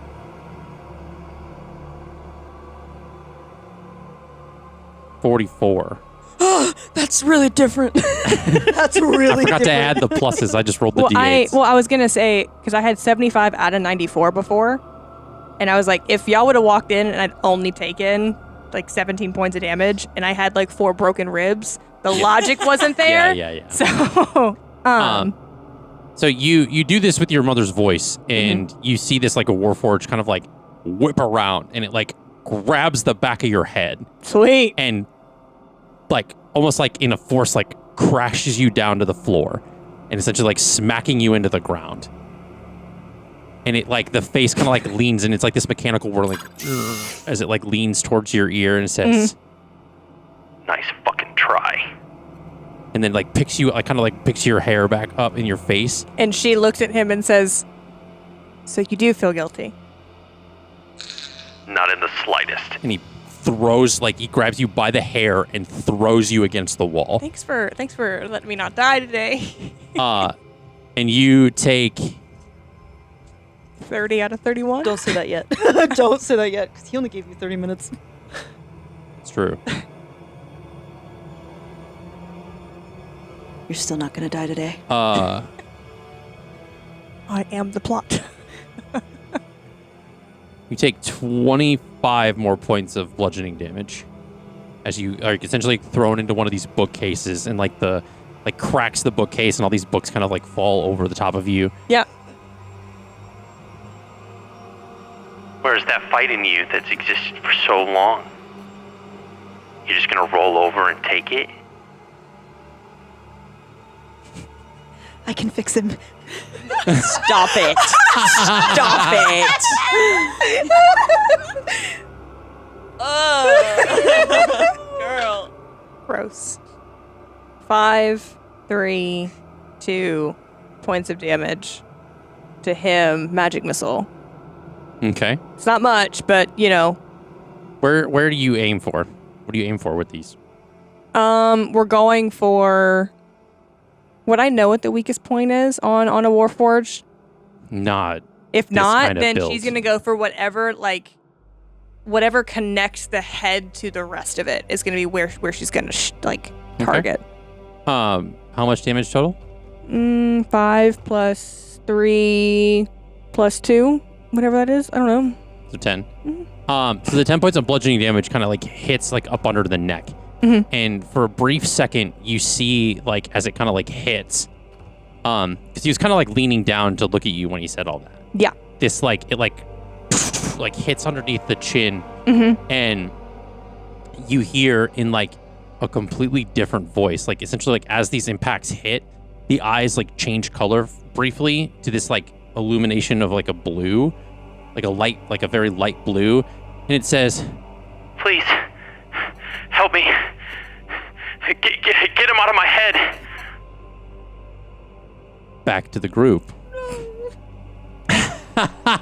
Bum bum ba So now Kaylin is kind of slowly walking over to the group, like kind of like that's like stood still, and it says, Me. "Putting your nose where it doesn't belong. I knew you lot would be trouble, but hold on." And he looks like you're short a few. And he looks at you, who's like essentially like sleeping on the ground. And he kind of like grabs you by the hair, lifting your face. It looks like you got a bit of a new member. Oh, shame, dear. Seems these fools have dragged you into their mess. And he lets go of the hair, like your face like kind of like hits the ground. Damn it. And as you guys are all kind of like looking onward at this, and he kind of stands back up, and you hear like, and it's like it's heard like kind of in close proximity, but it's like often in the distance. And you see not long after a series of 5 different Harengon land, like essentially in this like part of the street. The 5th kind of lands behind Kaylin, and it seems to be a little bit slightly larger than the other 4. And you hear, "Oi, best if you didn't do that, I think." And Kaylin turns around, and you hear, and then all of a sudden in a flash, like all 5 of the Haragons like move super quick, as if like they just like twist, like it's almost as if they just twisted or twitched. But they all kind of essentially almost looks like they didn't even move. They just kind of like twitched for a second. And you see that like Kaylin is just kind of like frozen in this moment. And you hear like, as the body just like crumbles into pieces on the ground. And who Jax recognizes to be Tuckslop, like flicks the sword down, and the blood like comes off of his sword. And the so Tuckslop or Jax recognizes Tuckslop and Olana. And the other 3 Harengons aren't familiar. Guys, I'm really excited because Cindy fucked Olana. I'm excited about the bunny. Sorry. So they all kind of like You get to edit that scream. in like these like battle stances kind of stand up now.